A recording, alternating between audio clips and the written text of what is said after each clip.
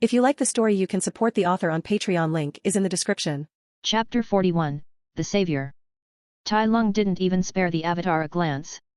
His steps carried him closer to the pond where General Iroh now knelt, shoulders heavy with grief. "How is the moon spirit?" Tai Lung asked, his voice low. Iroh's reply was heavy with sorrow. "Zhao has done it." With care, he pulled a limp white fish from the water, its life extinguished. Tai Lung's eyes narrowed, his voice edged with anger. "If I had known this was his plan, I would have killed that bastard long ago." From his side, the avatar darted forward, rushing past Tai Lung to kneel beside Iroh. Ong's face crumpled with devastation as he looked at the lifeless spirit. Behind Tai Lung, a soft, trembling voice of a girl with white hair broke the silence. "It is over now. There is no hope." In that instant, Tai Lung felt it, an eruption of chi like a storm bursting free. His eyes snapped to the avatar as Ong's tattoos and eyes ignited with light, his voice suddenly layered with the sound of countless others. "No. It is not over." All watched in stunned awe as the avatar stepped directly into the pond. The remaining fish, still swimming in circles, drifted toward him and began to glow with the same luminous light.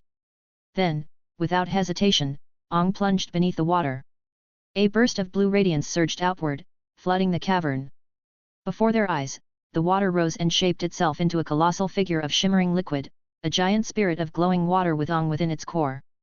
Slowly, the towering form turned and began to move toward the besieged city, leaving the pond and the stunned witnesses behind. While the others gaped in astonishment, Tai Lung muttered, "I thought he was going to heal the moon for a moment." Instead, he decided to focus on the war. Balance is going to be a hard dream with an avatar like that. Every gaze snapped toward him in outrage, even Iroh showed disapproval of his words. Tai Lung shook his head in disappointment, then dropped to one knee beside Iroh. "Give me the spirit," he said firmly. Confused, Iroh hesitated, but something in Tai Lung's tone compelled him to obey. He handed over the dead fish. Tai Lung cradled it in both hands, closing his eyes as his body began to shimmer faintly. A warm golden light spread across his body, his breath deep and steady. Slowly, the glow seeped into the fish, enveloping it. With each passing moment, the radiance grew brighter, until the cavern was bathed in its brilliance. To the shock of everyone present, the world outside shifted. The night sky, once black and empty, now glowed again, not silver, but with a soft golden illumination, as if the heavens themselves had been touched by firelight. Tai Lung lowered his hands toward the pond and gently released the fish back into the water. The instant it slipped beneath the surface, the golden light dissolved into the world around them. And just as suddenly, balance returned, the sky overhead shone silver once more, the moon restored to its rightful place. The spirit fish swam peacefully, whole again. Iroh was the first to speak, voicing what every soul there was thinking. "How?" Tai Lung replied, "Something I learned to do when I visited an air temple. Qi is the source of life for all creatures, even spirits. By giving the moon spirit my qi, it recovered. This only worked because the wound was fresh, and I had enough qi to share. But I'll admit." His lips twitched faintly, "I didn't know if it would work, and I definitely didn't expect the fish would take almost half of my qi." He rose to his feet, but instantly shifted aside as a spear of ice pierced into the spot where his head had been a moment earlier. Tai Lung turned, his golden eyes falling on the water girl glaring at him with raw hatred. He remembered her, Katara. "I just saved the spirit," Tai Lung said coldly. "And the first thing you thought of was to pierce me." Katara's voice shook with rage. "You killed my father." Tai Lung frowned. "You've got the wrong person. I didn't even participate in this invasion." Her face twisted, and with a sharp cry she hurled another barrage of ice spears. Tai Lung raised a hand, and with a single lick of flames the projectiles evaporated into mist before they even touched him. "You destroyed his ship and slaughtered everyone," Katara shouted. Tai Lung tilted his head, then asked flatly, "Your father was part of the Southern Water Raiders?" At her silence, his tone turned sharper. "Yes, I fought those. They struck first. I struck back." Beside Katara, the boy, Sokka, stepped forward, raising his boomerang with shaking hands, his voice tight with fury. "We will avenge them." Tai Lung's eyes glimmered coldly as he faced the siblings. "You two alone are not enough." Katara and Sokka narrowed their eyes at the same time, their grief transforming into defiance. With a sharp cry, Sokka hurled his boomerang, while Katara unleashed another surge of jagged ice. Tai Lung waved his hand casually, and a roaring wave of fire devoured both the boomerang and the ice midair, reducing them to smoke and steam. The blaze obscured the siblings' vision, but the next instant, Tai Lung burst through the wall of fire like a phantom. One hand gripped Katara's neck, the other clamped firmly around Sokka's neck.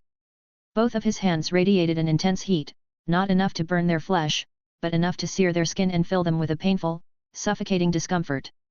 "I can turn you into ashes before you can even move a finger," Tai Lung said, his golden eyes piercing through them. Katara and Sokka's faces twisted between pain and terror as they struggled in his grasp. "I am not against seeking revenge," Tai Lung continued, his voice steady and merciless. "But at least have the power to do so. If you don't, then this is the outcome. A pointless death.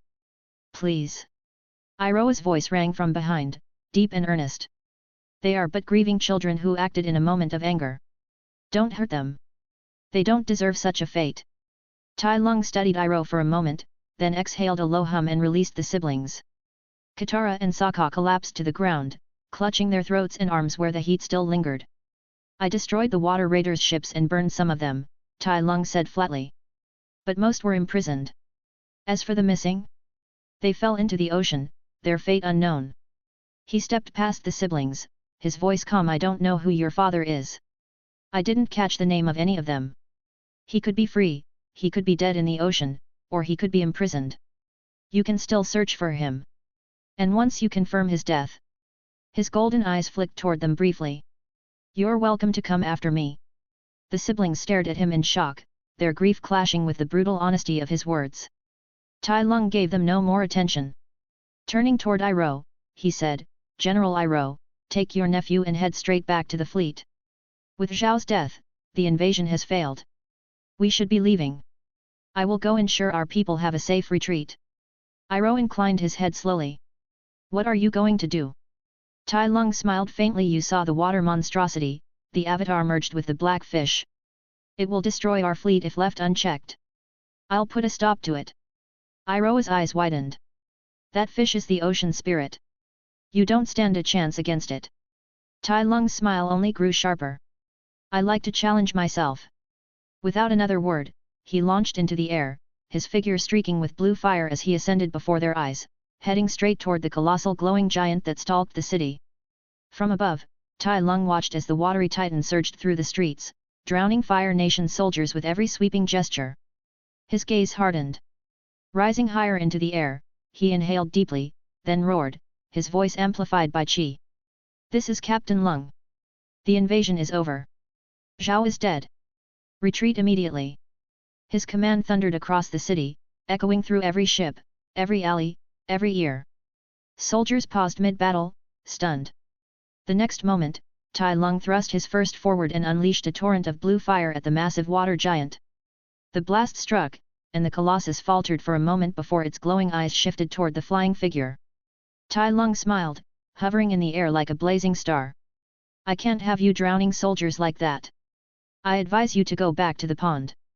The giant raised its arm, and with a sweep of its hand, an enormous pillar of water surged upward, roaring straight toward Tai Lung. Tai Lung snarled, thrusting his hand forward, and answered with an equally massive pillar of blue fire. The collision shook the city. Glowing water clashed against blue flame, their lights igniting the night sky. The frozen city below was bathed in a storm of blue and white radiance as the duel between Spirit and Master began. Chapter 42, Master vs Spirit. The clash of elements shook the night. As the wall of water and torrent of fire collided midair, a violent hiss echoed across the frozen city.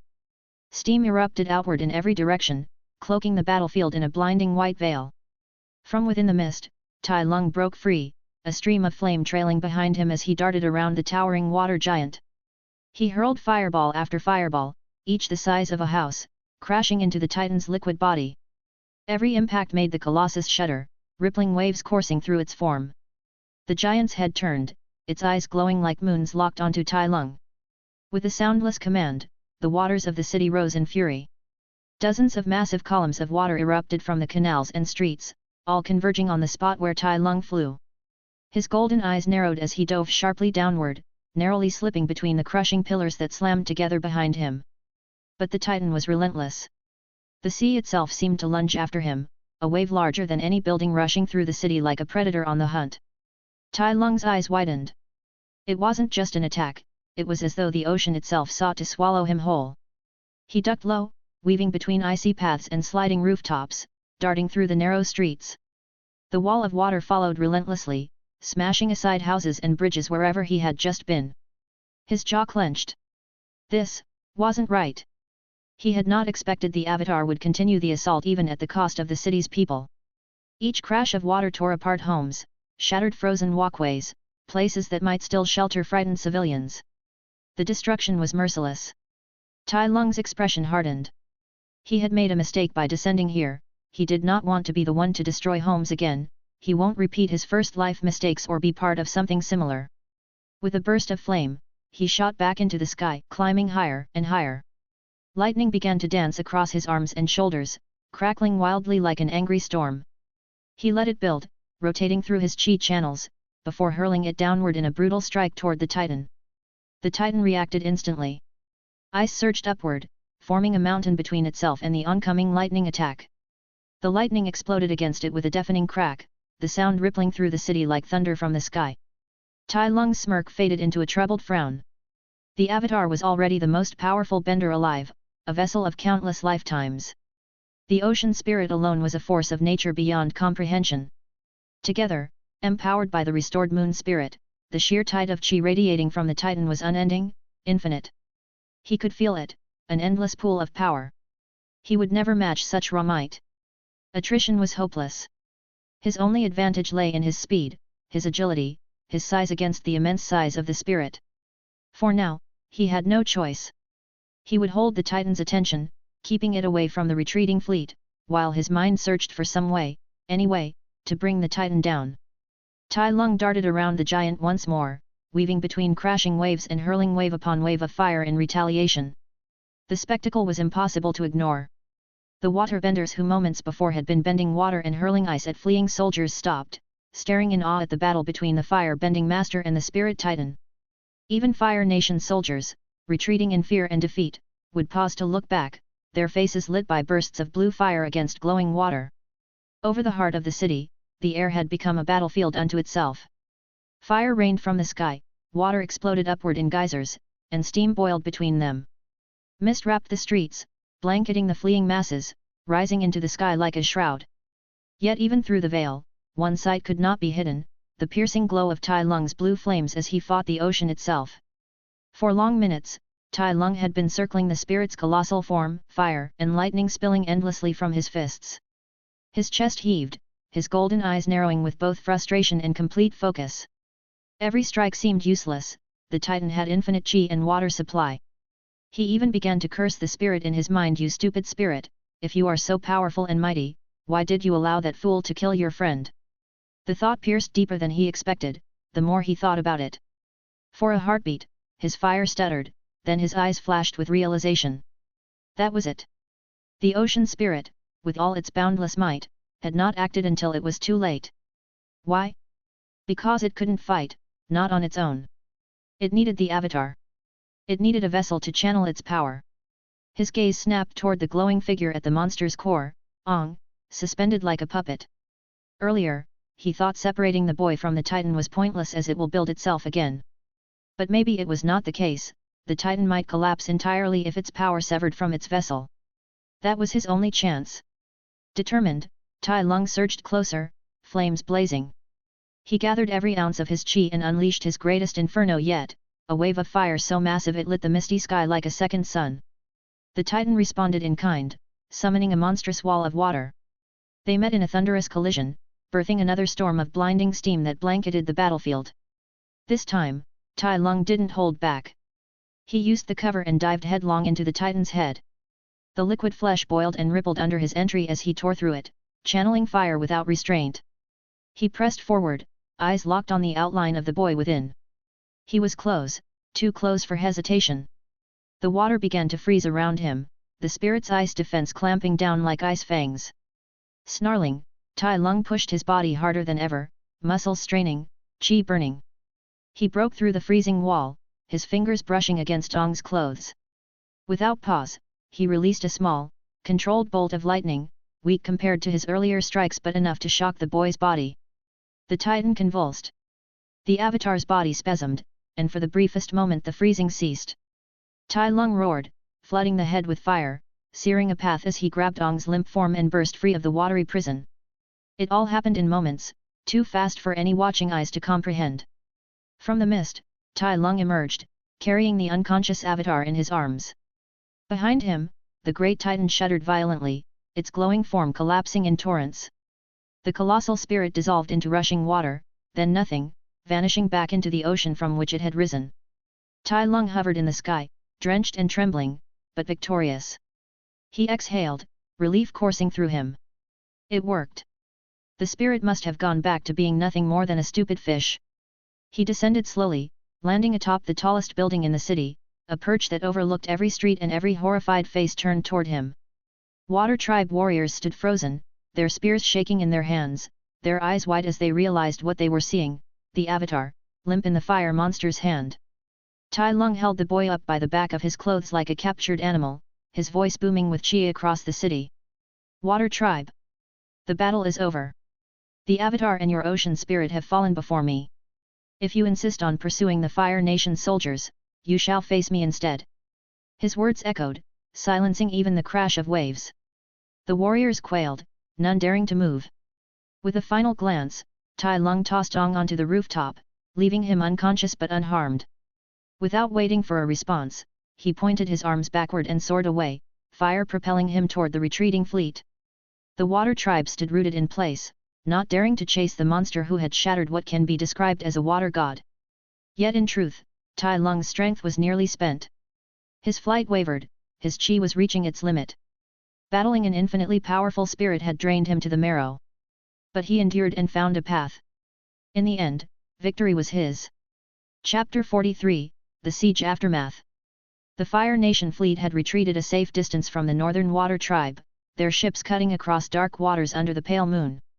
Despite their retreat, the mood aboard the ships was nothing like defeat. The decks rang with laughter, cheers, and the pounding of fists against armor. Morale was soaring, soldiers burning with excitement as though they had claimed victory itself. Some of the younger troops begged their captains to turn the fleet around and resume the war. Others spoke with fiery eyes, claiming they could storm the ice walls a second time and win. The reason for this boundless spirit was the same across every ship, Tai Lung. They had seen him. One of their own, standing against the godly power of the Avatar. The ocean itself had risen, the Avatar fused with it somehow, and Tai Lung had met it blow for blow. He had soared like a comet of flame and lightning, shaking the sky with his strikes. And in the end, he had emerged victorious, carrying the Avatar's limp body as the Titan collapsed. No longer was the Avatar the untouchable symbol of power. The soldiers spoke it as fact now, Tai Lung was the most powerful bender in the world. Some men even grumbled in frustration, confused why their champion had not pressed the advantage. With such strength, what force could possibly resist him? If the legendary Avatar could not stop him, then surely the Water Tribe could be crushed with ease. But their voices were born of ignorance. None of them saw the truth. Behind the strong front, Tai Lung was shattered. The fight had drained him. By the time he returned to the flagship, he had only enough strength to order the high-ranking officers to pull back the fleet. After that, he vanished into his quarters without another word.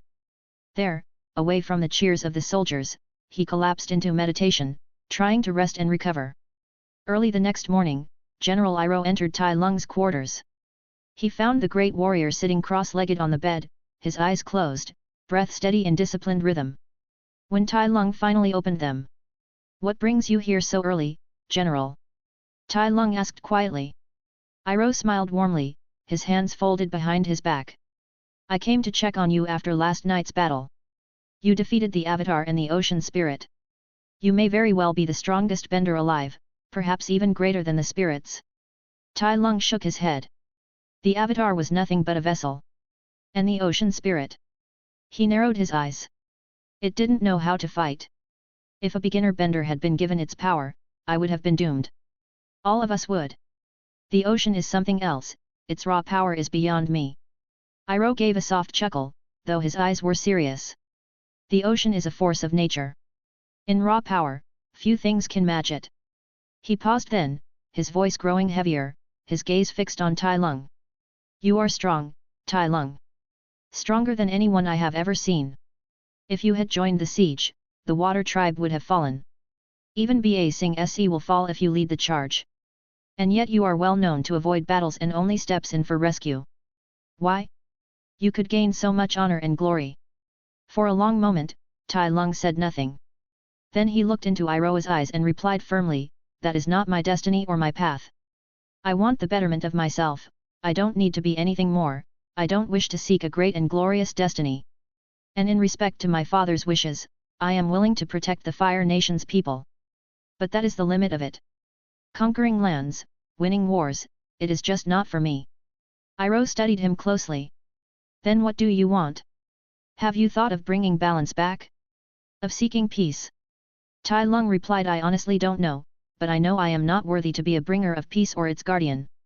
And honestly, I don't see the war as entirely bad. Look at what it's brought us, our technology, our settlements, our riches. This doesn't mean I support war, it is just the world is living in a cycle, peace breeds war and war breeds peace, and me stopping it is just a temporary solution. The only thing I would be truly achieving is the betrayal of my parents and our people. Temporary. I suppose that is true. What do you think should be done to end this cycle? Iroha asked. Tai Lung gave a faint shrug. I don't know. I'm good at training and fighting. That is all I am good for. Iroha sighed softly. He turned to leave, but after a step, he stopped. His voice lowered as he asked one final question. You didn't kill the Avatar. Why? Do you think he could bring back peace and balance? Tai Lung's lips curved into a small smile. No, I don't think he is the solution.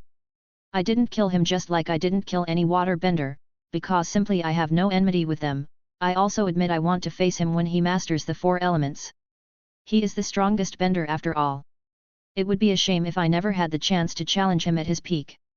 Iroha's smile returned. Then I shall leave you to your rest. And with that, the Dragon of the West stepped out, leaving Tai Lung alone with his thoughts, his eyes drifting closed once more. In stark contrast to the roaring morale of the Fire Nation fleet, the Northern Water Tribe found no comfort in their supposed victory. Though they had driven the invaders back, what lingered in their minds was not triumph, but dread. They had seen the impossible, the Avatar, in his divine fury, had faced a Fire Nation soldier and lost. That soldier was no ordinary man. He was a monster. The warriors of the tribe knew it in their bones. If that firebender, the one of burning blue flames, had stepped into the war from the beginning, they would have been doomed. No wall of ice, no group of benders, no prayers to Tui and Law could have resisted such raw might. But he had not.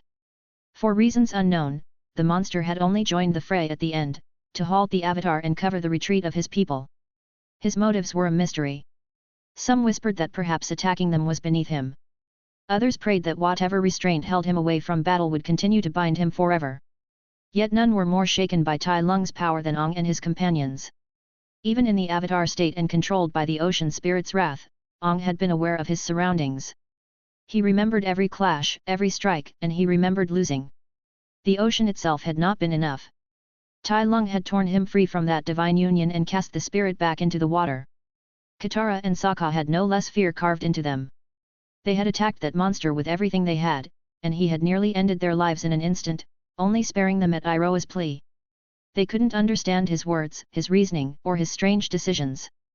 But one truth was undeniable, Tai Lung was no ordinary enemy. He was the true monster among the Fire Nation's ranks. What unsettled them most was his words after reviving the moon spirit. He had claimed it had cost him half of his strength. If that was true, then half of Tai Lung's power had already eclipsed the Avatar joined with the ocean. How could anyone fight such a being? The 3 now sat in silence in their chamber, each lost in thought. The weight of the night event crushed them until Ong finally broke the stillness. Bumi was right, he whispered, his voice full of fear. Tai Lung is a monster that must be avoided. I don't know if I could ever beat him, even if I mastered all 4 elements. Neither Katara nor Sokka replied at first. The silence stretched until, at last, Sokka muttered, that thing has inhuman strength and speed. He can fly. He can unleash seas of blue fire, summon lightning, even bring spirits back to life. There's no way Tai Lung is a human. Katara gave a faint nod, her lips trembling. But why didn't he join the battle? He revived the moon, then fought Ong and spared him, and then he just left. Why?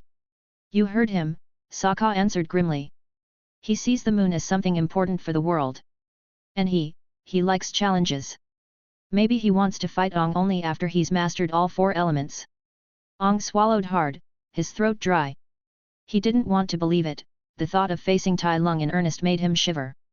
He still saw flashes of the man in his mind. What should we do, then? Katara asked, her voice barely above a whisper. Ong lowered his head. I don't know. I think the only thing we can do is continue our journey. I have to learn the 4 elements, it's the only chance I'll ever have to bring balance back to the world. Sokka lifted his gaze, then sighed. I've been thinking. I might stay here. With you. His words hit Katara and Ong like a blow. You can't be serious. Katara snapped, her eyes wide. Are you going to abandon Ong just like that? Sokka's expression hardened. And maybe you should, too. We said we'd accompany Ong to the north, and we did. Our promise is fulfilled. He still has 2 elements to master. Katara shot back. Sokka shook his head. And what happens if we encounter Tai Lung again? Ong might not be able to save himself, let alone us. Katara fell silent at that, her chest tightening. She could still feel Tai Lung's burning grip around her throat, the cold gleam of his golden eyes. Ong looked down at his hands. Sokka's right. I don't want to put you in danger. If Tai Lung ever came after you because of me, I'd never forgive myself. Katara's anger faded into sorrow. She looked between Ong and Sokka, her voice trembling but firm. That's stupid. What if that monster comes back here? What if he attacks the Northern Water Tribe again? What if he went after you? With him around, nowhere in the world is safe. Unless you master all 4 elements, Ong will always be at his mercy. Sokka, if you want to have a chance to live peacefully with you, Ong must master the 4 elements and defeat Tai Lung. Ong raised his head. Slowly, he nodded, his eyes burning with a new determination. Sokka hesitated but nodded at last. No place is safe. Chapter 44, Azula's Mission. The Fire Nation fleet was split, scattered after the events of the North Pole Siege. While the majority of the ships turned their prows toward home, Tai Lung had other plans. He directed his ship away from the returning fleet, ordering his crew to chart a course for the Earth Kingdom. His destination was to the circus. He intended to visit Ty Lee. Another ship split from the fleet as well. Prince Zuko, still banished, demanded to continue his mission of hunting the Avatar. Thanks to General Iroha's enduring prestige as the Dragon of the West, the new commander of the fleet reluctantly granted Zuko his own vessel. And so, the greatest Fire Nation Armada story came to an end. It took several days for Tai Lung's ship to reach the Earth Kingdom coast. The moment his boots touched the ground, his crew began making preparations to sail back to the Fire Nation. This is a personal matter, not a military one, they told him before boarding once more. Tai Lung could only shake his head with a low chuckle at their eagerness to go back home while completely disregarding their captain. Tai Lung focused on his mission, finding Ty Lee. It was not immediate. It took him days of asking around, following directions, and tracing the traveling paths of the circus. Finally, his search ended at a clearing where the colorful tents rose high against the trees. There, outside the performers' quarters, he spotted her. Ty Lee was practicing in the open air, her body folding and bending in impossible arcs of flexibility. A white mask covered half of her face, obscuring her scar. "Hi, Ty Lee," Tai Lung called as he approached, his deep voice breaking the rhythm of her movements. "How are you?" Ty Lee froze mid-stretch, her eyes widening in surprise. The mask did little to hide the sudden light in them. With a cheerful cry, she sprang forward, wrapping her arms around him in a tight embrace. "I missed you. Why didn't you write to me that you were coming?" Tai Lung returned her hug briefly before pulling back. "I joined an operation in the north," he explained. "I didn't know when it would end. I came here as soon as I was done." As he spoke, his gaze lingered on the mask covering her face. His expression hardened. "Why are you wearing that half mask?" Ty Lee's joy faltered. She lowered her head, her voice quieter when she replied. "It's better for business." Tai Lung's frown deepened. "That's dumb. Your face is good as it is. Who manages this circus?" I'd like to have a word with him. For a moment she looked startled, then broke into a laugh, though it was tinged with nervousness. I'm glad you think that way, but I'm fine like this, really. What matters is that the people I care about don't care about my face. Tai Lung's eyes narrowed, but he let it drop with a low growl of disapproval. Fine. But remember, if you grow sick of them, let me know. I can straighten their behavior for you. Tai Li laughed at his words. The following days passed in a calm rhythm. Tai Lung lingered around the circus. He traveled with the troupe, watched their shows, trained alongside Tai Li, and accompanied her to nearby settlements and villages. When it came to sharing stories, it was mostly Tai Li who spoke, her voice full of laughter and mischief, while Tai Lung listened in his quiet way. 2 weeks later, the two were sparring on an open field. No bending, just pure hand-to-hand combat. Tai Li darted around him with her usual acrobatic grace, striking and flipping, while Tai Lung blocked her blows with ease. During the exchange, he spoke between movements. Do you plan to stay in the circus forever? Yes, Tai Li answered brightly, ducking under his swing. I think it's my calling. I get to travel around and enjoy all the scenery. My offer to join my crew is still open, Tai Lung countered, catching her wrist and releasing it just as quickly. We travel all the time, and to be frank, the circus could never match us. We go all over the world, and we rarely join battles. Tai Li hesitated, rolling back on her hands before springing upright again. But, is that really fine? You're a soldier. I'm just a civilian at the end of the day. Tai Lung scoffed, his smirk dismissive. What I say goes. Who's going to object? The Fire Lord? I'll beat him up if he dares to open his mouth about it. Tai Li laughed, covering her mouth. Don't let anyone hear you, that's treason. No worries, Tai Lung said with a smirk. When I'm done with him, it won't be. Her laughter came harder this time, full of amusement. Fine, I'll join, but let's not leave before today's show. I'd feel bad leaving the circus right before it. Tai Lung gave a satisfied nod. But before the day could end, they received an unexpected visitor. A litter carried by royal guards arrived at the circus grounds, and when the curtains parted, out stepped Princess Azula of the Fire Nation. She froze for the briefest moment when she saw Tai Li and Tai Lung standing side by side. Azula! Tai Li cried with delight. She charged forward and hugged the princess tightly. Azula allowed the embrace, offering a rare smile. It's nice to see you too, Tai Li. Her golden eyes then shifted toward Tai Lung. I didn't expect to find you here after what you did in the north. The entire nation speaks of nothing else. Tai Lung walked toward them at an unhurried pace. I originally planned to visit Tai Li, he said casually. But father insisted I follow Zhao, just in case. Tai Li blinked, curiosity flashing in her eyes. Wait, what did Tai do in the north? Azula arched a brow at him, surprised. You didn't tell her.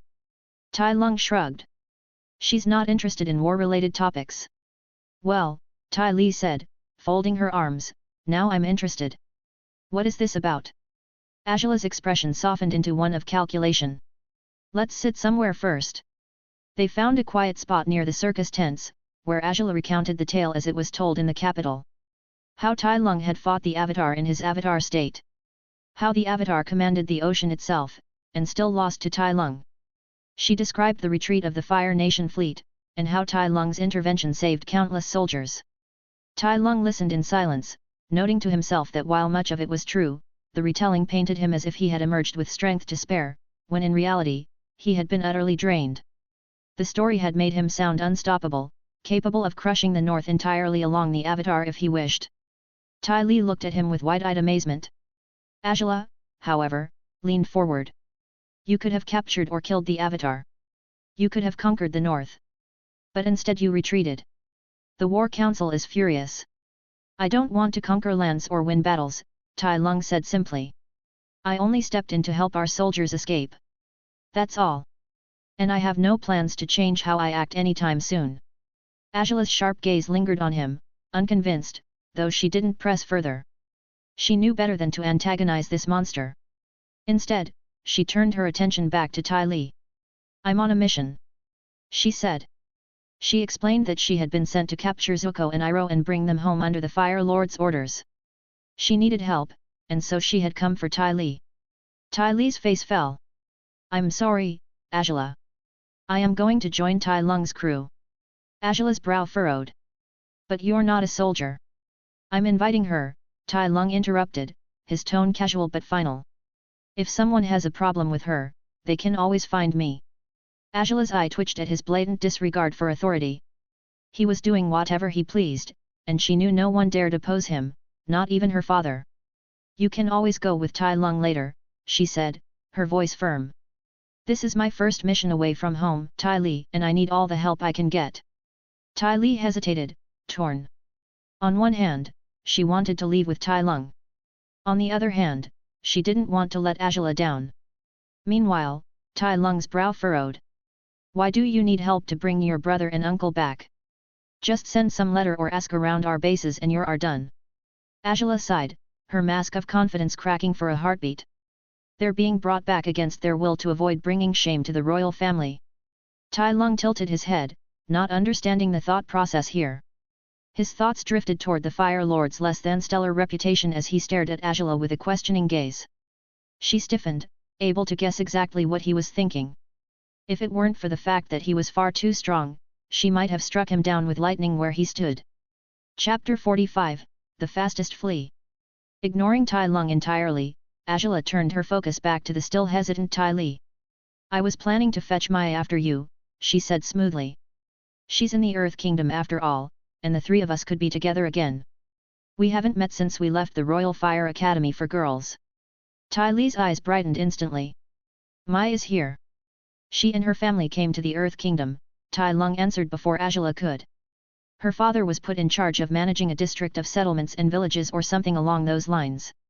Angela shook her head then corrected Tai Lung. Your information is outdated. Her father is no mere administrator anymore. He's the city lord of Omashu. Tai Lung raised a brow at that. I didn't hear of any invasion toward the city. Nor that we conquered it. Angela shrugged as though it were of no consequence. We were assembling a full invasion force at the same time as the North Pole Siege Fleet. The War Council expected a bloody battle, and instead the Mad King, Bumi, surrendered the city without a fight out of nowhere. I guess he knew the futility of resisting the inevitable. At that, Tai Lung fell quiet. He remembered the mad old king well. Bumi, despite his age, was the most skilled earthbender Tai had ever crossed paths with. His forces weren't weak either. Omashu had resisted Fire Nation pressure for over a century. For the king to simply surrender, it made no sense. What was he thinking? Angela's eyes sharpened as she returned to her true goal. So, she said, turning to Tai Li, what do you think? Will you come with me? Tai Li hesitated, her gaze flickering toward Tai Lung before returning to Angela. I'm really sorry, Angela, she said softly, but I want to travel with Tai Lung. I wish you the best of luck on your mission. Angela's hand clenched tightly at her side. She had come here fully expecting Tai Li to accept. Even if she hadn't, Angela had other ways of persuasion. But with Tai Lung standing beside Tai Li, she could do nothing. In the end, Angela forced a thin smile. It's fine, Tai Li. I understand. It was nice seeing you again. She turned on her heel, her guards falling in behind her. Why not stay the night? Tai Li called quickly. I have a performance piece tonight. Angela didn't turn back. I have a mission to finish. I've already wasted enough time coming here. And just like that, she was gone. Tai Li stood there, troubled, watching her retreating figure. She looked up at Tai Lung. Angela is my friend, and I turned her down, and she looked disappointed and sad. Do you think I made a mistake? No, not really, Tai Lung said flatly. Her mission is ridiculous to begin with. The Fire Lord, Oze, is worried about the royal family's reputation. I don't understand where he gets the audacity and shamelessness to send her on such a mission. Tai Li chuckled at his bluntness, her worry easing slightly. After a moment, she asked, is it okay if we set off to Omashu tomorrow? Tai Lung's eyes narrowed slightly. Do you want to help Angela? Tai Li shook her head quickly. No. I just want to visit Mai, assuming she hasn't already left with Angela. Besides, I've never been to Omashu before. Or any major Earth city. I have no objection, Tai Lung replied. I haven't visited Omashu either. I heard they have some kind of unique mailing system there. Tai Li's face lit up with a smile. Thanks, Tai. The city of Omashu lay beneath a haze of smoke and industry, its streets quiet but tense under Fire Nation control. At the heart of the city, in the chamber of the once proud city lord, and upon the high chair where authority was meant to rest, Azula sat with a poise that was both regal and suffocating. Before her, the city lord and his family, Mai's family, kowtowed, their foreheads pressed to the floor. The silence was broken only when Mai's father, with his voice trembling despite his efforts at composure, dared to look up. "I apologize," he began, his words uncertain in the presence of the princess. "You came to Omashu at a difficult time. At noon, we are arranging a trade with the resistance to retrieve Tom Tom." Azula's eyes, sharp and unblinking, turned on him with disdain. "Yes," she said, her voice clipped and dripping with mock sympathy. "I am so sorry to hear about your son. But really, what did you expect by letting all the citizens leave?" She rose, her expression as cold as steel, and her words cut sharper than any blade. "My father entrusted this city to you, and you are making a mess of things." The weight of her accusation scared Mai's father. He collapsed into a deeper bow, his voice strained as he repeated, "I apologize, princess." Azula stepped forward, passing by the groveling figures without another glance. "You will stay here," she ordered flatly. "Mai will handle the hostage situation. That way, you won't have another chance to ruin anything else." Behind her, Mai stood without protest. She followed Azula out in silence, her expression unreadable. As they walked through the corridors of Omashu's palace, Azula's voice broke the silence, low and edged with annoyance. It would be useful to have Tai Li at times like this. But she chose to stick with Tai Lung. "I still cannot believe she would rather wander around with him than come here." Mai cast a sidelong glance at her. The irritation was clear in Azula's tone, but Mai's own reply was delivered in her usual, dry calm. "The two rarely see each other as it is, Tai is always traveling. And you know how insecure Tai Li is about her face." Tai was the only one who never minded the scar or reacted to it. Azula's steps faltered just slightly, her mind tugged unwillingly toward memory. The assassination attempt. Her own guard had betrayed her, and though the assassination meant for her had failed, Tai Li had not walked away unscathed. A scar now marred her friend's face. Azula had always suspected Tai Li deep down had blamed her for it. Sometimes, even Azula would have a flicker of guilt when she saw Tai Li's face. But what she could never quite grasp was how Tai Lung bore it so easily, how he seemed to look past such a disfigurement without the slightest care. It baffled her. And part of her felt jealous of Tai Li. She, the princess of the Fire Nation, had no one that genuinely cared about her like Tai Li. But Azula dismissed the thought as fast as it got into her head. There were more pressing matters. First, the hostage trade. Then, her uncle and her brother. When the sun reached its peak, the two sides met for the trade. At the tallest structure in the city, a building now crowned with scaffolding for the statue of Fire Lord Oze, Azula and Mai stood side by side, staring ahead. Behind them hung a cage of iron, more coffin than prison, swaying from a heavy chain. Through the narrow window, the unmistakable face of King Bumi peered out, his wild grin unbothered even in captivity. On the other side, three figures walked forward, carrying with them the small, innocently laughing child Tom Tom. The shortest of the three stepped forward, his voice firm but cautious. "We are ready to trade." Azula's smile was thin, sharp, and cruel. "I am sorry," she spoke, "but a thought just occurred to me. It hardly seems fair to trade a 2-year-old child for an old king, one of the strongest earthbenders in the world." Mai's eyes flicked to her brother. For a moment, there was a change in her expression. Then, coolly, she stepped forward and said, "You are right, princess. The deal is off." The decision was made. Azula surged forward, blue fire erupting from her hands, lashing toward the trio. The captors' faces turned to horror. The boy with the staff swung it, unleashing a sudden, powerful gust of air. The girl moved fluidly, bending every drop of water she carried, sending it forward in full force. The third, clutching Tom Tom in desperation, hurled his boomerang into the fray.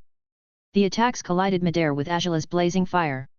For an instant, the attacks of the two sides clashed and came to a halt. Then the combined force pierced through the fire, hitting Azula and driving her back. She flipped midair, landing with grace, her narrowed eyes fixing on the trio once more.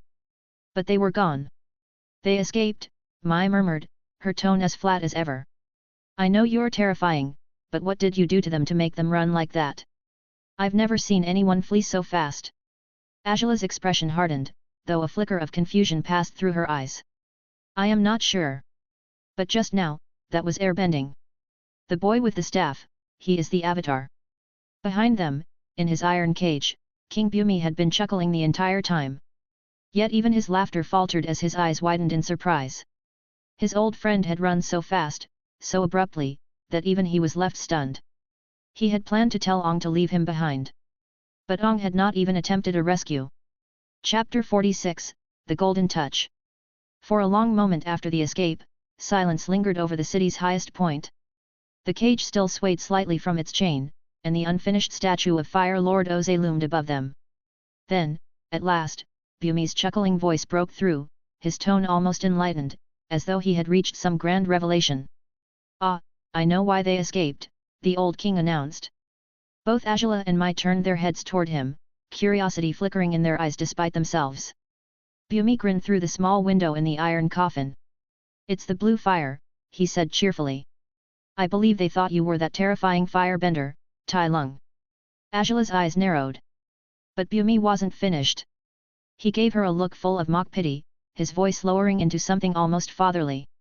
They must have mistaken you for him. No offense, but you look nothing like a girl, let alone a princess. Anyone could confuse you for a boy. I suggest you take better care of yourself. For a beat, Angela and Mai both froze, blinking in disbelief at the rudeness of his words.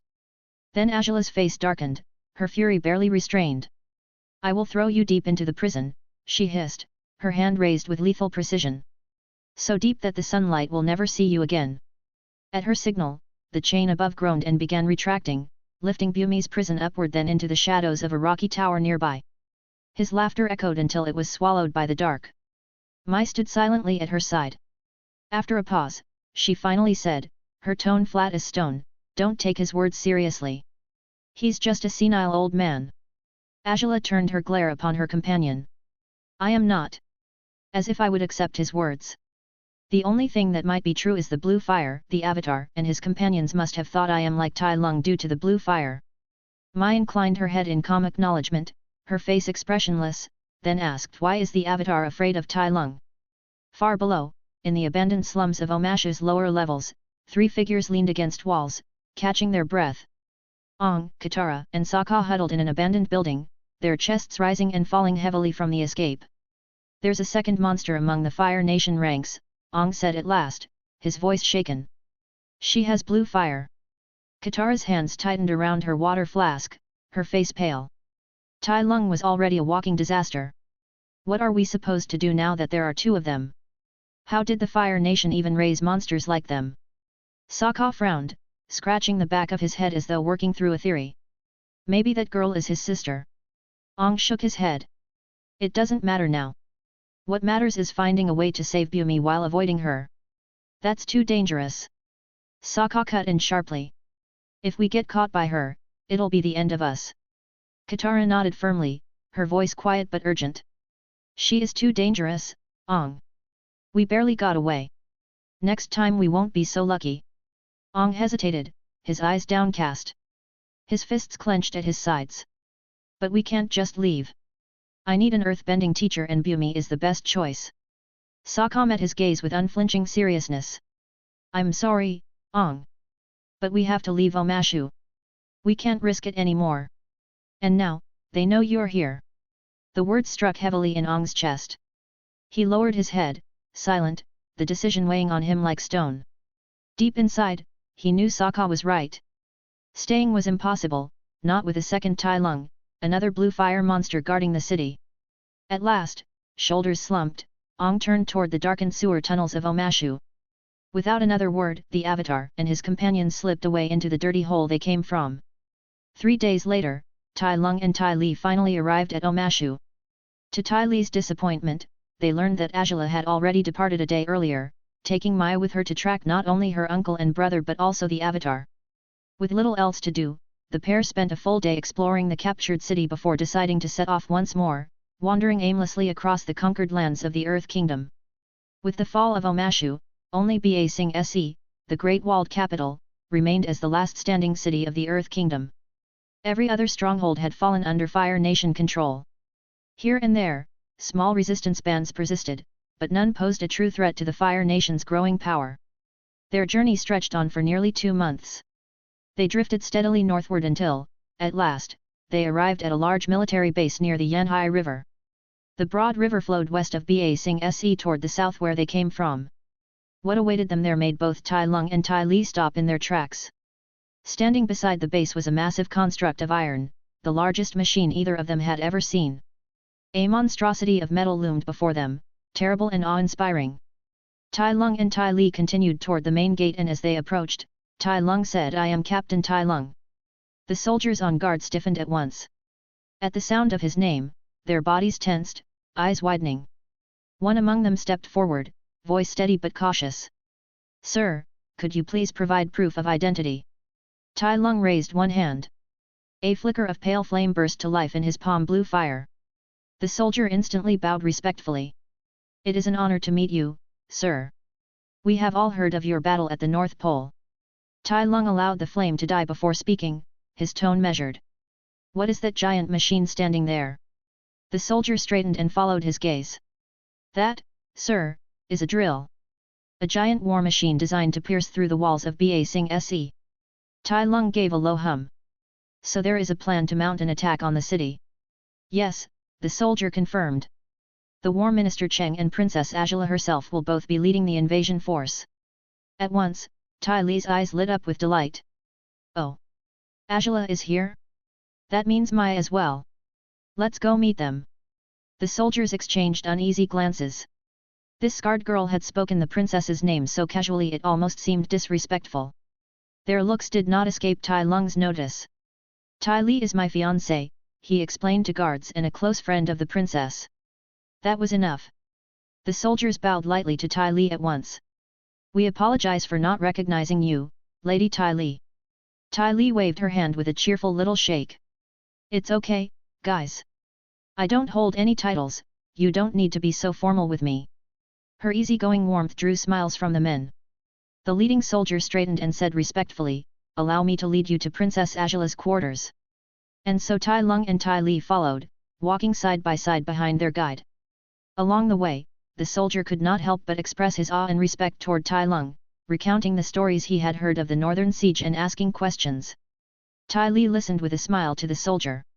A few minutes later, the soldier led Tai Lung and Tai Li to a well-kept, single-story building on the quieter side of the base. He bowed respectfully before leaving them at the door. Tai Lung pushed it open, and the two stepped into a modest living room. The space was plain, furnished only with essentials. At the far end, a corridor stretched deeper inside, leading to several rooms. "Azula? Mai? Are you here?" Tai Li called out brightly. From the corridor, Azula emerged in her sharp military uniform. For once, her mask of composure slipped, surprise flashing in her eyes. "Tai Li? What are you doing here?" Tai Li hurried forward with a smile. "We were going to mount a ship from this base and head back south, but when I found out you were here, I wanted to say hi." "Where's Mai? Is she here?" Azula gave a small nod, then turned. "Follow me." Tai Li trailed after her instantly, while Tai Lung kept 2 steps behind. Azula led them into one of the rooms branching off the corridor. The moment Tai Li entered, she froze. Mai lay on the bed, both her legs wrapped thickly in bandages. Her face was paler than usual, her expression even gloomier than the detached calm she normally wore. Tai Li gasped and rushed to her side. "What happened to you?" Mai lifted her eyes to Tai Li's but said nothing. Azula answered instead. "While we were following the Avatar's trail, Mai engaged his companions. While she was occupied, the Avatar's bison came from behind and blasted her into the rocks, breaking her legs." Tai Li's eyes widened in shock. She clasped Mai's hand tightly. "I'm so sorry that happened to you, but cheer up. I'm sure you'll recover in no time." Mai averted her gaze, offering no reply. Azula's voice cut in, with a quite restrained tone. "The healers think she might not be able to walk again." Tears welled in Tai Li's eyes. She bit her lip, her voice trembling. "I'm so sorry. I should have come with Azula. I could have helped." Finally, Mai sighed and turned her head back. "You don't know that. Maybe I'd still be crippled all the same, or you would be in my place." For a moment, silence lingered in the room. Then Tai Lung's voice came. Tai Li, he said firmly, stepping forward. Step away from my. I might be able to help her. All three girls looked at him in confusion, but Tai Li obeyed, sliding back. Tai Lung knelt at Mai's bedside. Without another word, he placed his hands over her bandaged legs. A faint warm soft golden glow spread from his palms. The light seeped into her injured legs. A full minute passed, then, just as suddenly, the glow faded. Tai Lung stood up again. Try to move now, he instructed. Mai blinked, uncertain, but did as told. She shifted her legs then gasped. They moved. Slowly, hesitantly, she swung them over the bed's edge. With her friends watching in silence, Mai pushed herself up and stood. Her eyes widened. She was standing. Her legs, broken just moments ago, were now fully healed. Chapter 47, Arriving at Ba Sing Se. The three girls stared at Tai Lung in shock. Mai asked, "What did you do?" Tai Lung replied calmly, "The qi is the source of life. I gave you my qi which improved your body and accelerated your healing." Angela narrowed her eyes. "I have never heard of such a thing." "The water tribe does something similar," Tai Lung explained, "but they use water as a medium." Angela just stared at him, speechless, and so did the other two. Every time they thought they began to understand his power and skill set, he surprised them with something new. After some time of silence, Tai Li finally said, "That's amazing, Tai. But, if you can heal, can't you heal my face?" Tai Lung shook his head. "I give my qi to help the body recover, it just accelerates the natural process of healing. Wounds heal, yes, but scars will remain behind, no matter how faint." Tai Li pressed on, her voice soft but pleading. "Can we try it at least? Please." Seeing her begging look, Tai Lung nodded and walked closer. He raised his hand, placing it gently on her scarred face. Once again, the same golden light glowed warmly, enveloping Tai Li's features. A minute later, the light faded. Tai Lung withdrew his hand. "This is the limit of how much qi can help you. I admit I didn't expect anything." Tai Li looked at Tai Lung, then at Angela and Mai. "It is not gone," Angela remarked, tilting her head, "but I guess that's an improvement." Mai silently pulled out a dagger and handed it to Tai Li. "This is the closest thing I have to a mirror." Tai Li took the dagger and peered at her reflection. The jarring scar was still there, but it was less visible than before, fainter, softer. Even still, it was a lot better than before. She looked up at Tai Lung, who quickly said, "The scar would have faded in the same manner within a few years or so. My qi just hastened that." Tai Li hugged him tightly. Thank you, thank you. This is more than I dreamed of. You are the best." Tai Lung stood there for a moment without responding, then hugged her back lightly. "No problem." He silently noted to himself that he should have tried first before drawing conclusions. Far from the military base and near Ba Sing Se, Ong and his team sat resting before crossing the Serpent's Pass. Toph, bored out of her mind, suddenly asked, "So, you guys have been running from the Fire Princess like crazy, but I never got to ask why." "Sure, she's a tough one, but for you to be that scared of her, what did she do to terrify you so much?" Ong and the group looked at each other for a moment. Then Katara spoke, "It was the blue fire. We thought she was another monster like Tai Lung." Sokka interrupted, "I actually thought she was his sister." "Who would have thought she was the sister of the angry prince?" Toph tilted her head with interest. "Who is Tai Lung, and how strong is he to scare all of you like that?" Katara's voice grew heavy. "He is a literal monster. If he was the one hunting us, I don't think there is any chance of escaping him. Only Ong, after mastering the 4 elements, might be able to fight him." Toph grinned. "He sounds really strong. I would like to face him." Sokka shook his head. "You don't understand. The word strong doesn't even describe him. If you compare him to the princess, then it is like comparing a tiny kitten to a dragon. If the princess could throw a fireball the size of a boulder at you, that monster will throw a mountain-sized fireball. He could turn you into ashes in an instant." Toph laughed. "As if I would believe that." But as she laughed, she paused, the silence of her companions spoke on its own. Katara finally said, "Toph, I think we should start over and tell you everything we have seen in the North Pole. And before we start, this is no joke. Everything we will tell you is true. 5 days later, the drill was approaching Basing Se. Flanked by tens of the Fire Nation tanks on both sides, it set toward the Earth capital the next day after Mai's healing. Inside the drill's control room, the War Minister stood giving orders to the operators, while Angela, Tai Li, and Mai sat comfortably on their chairs.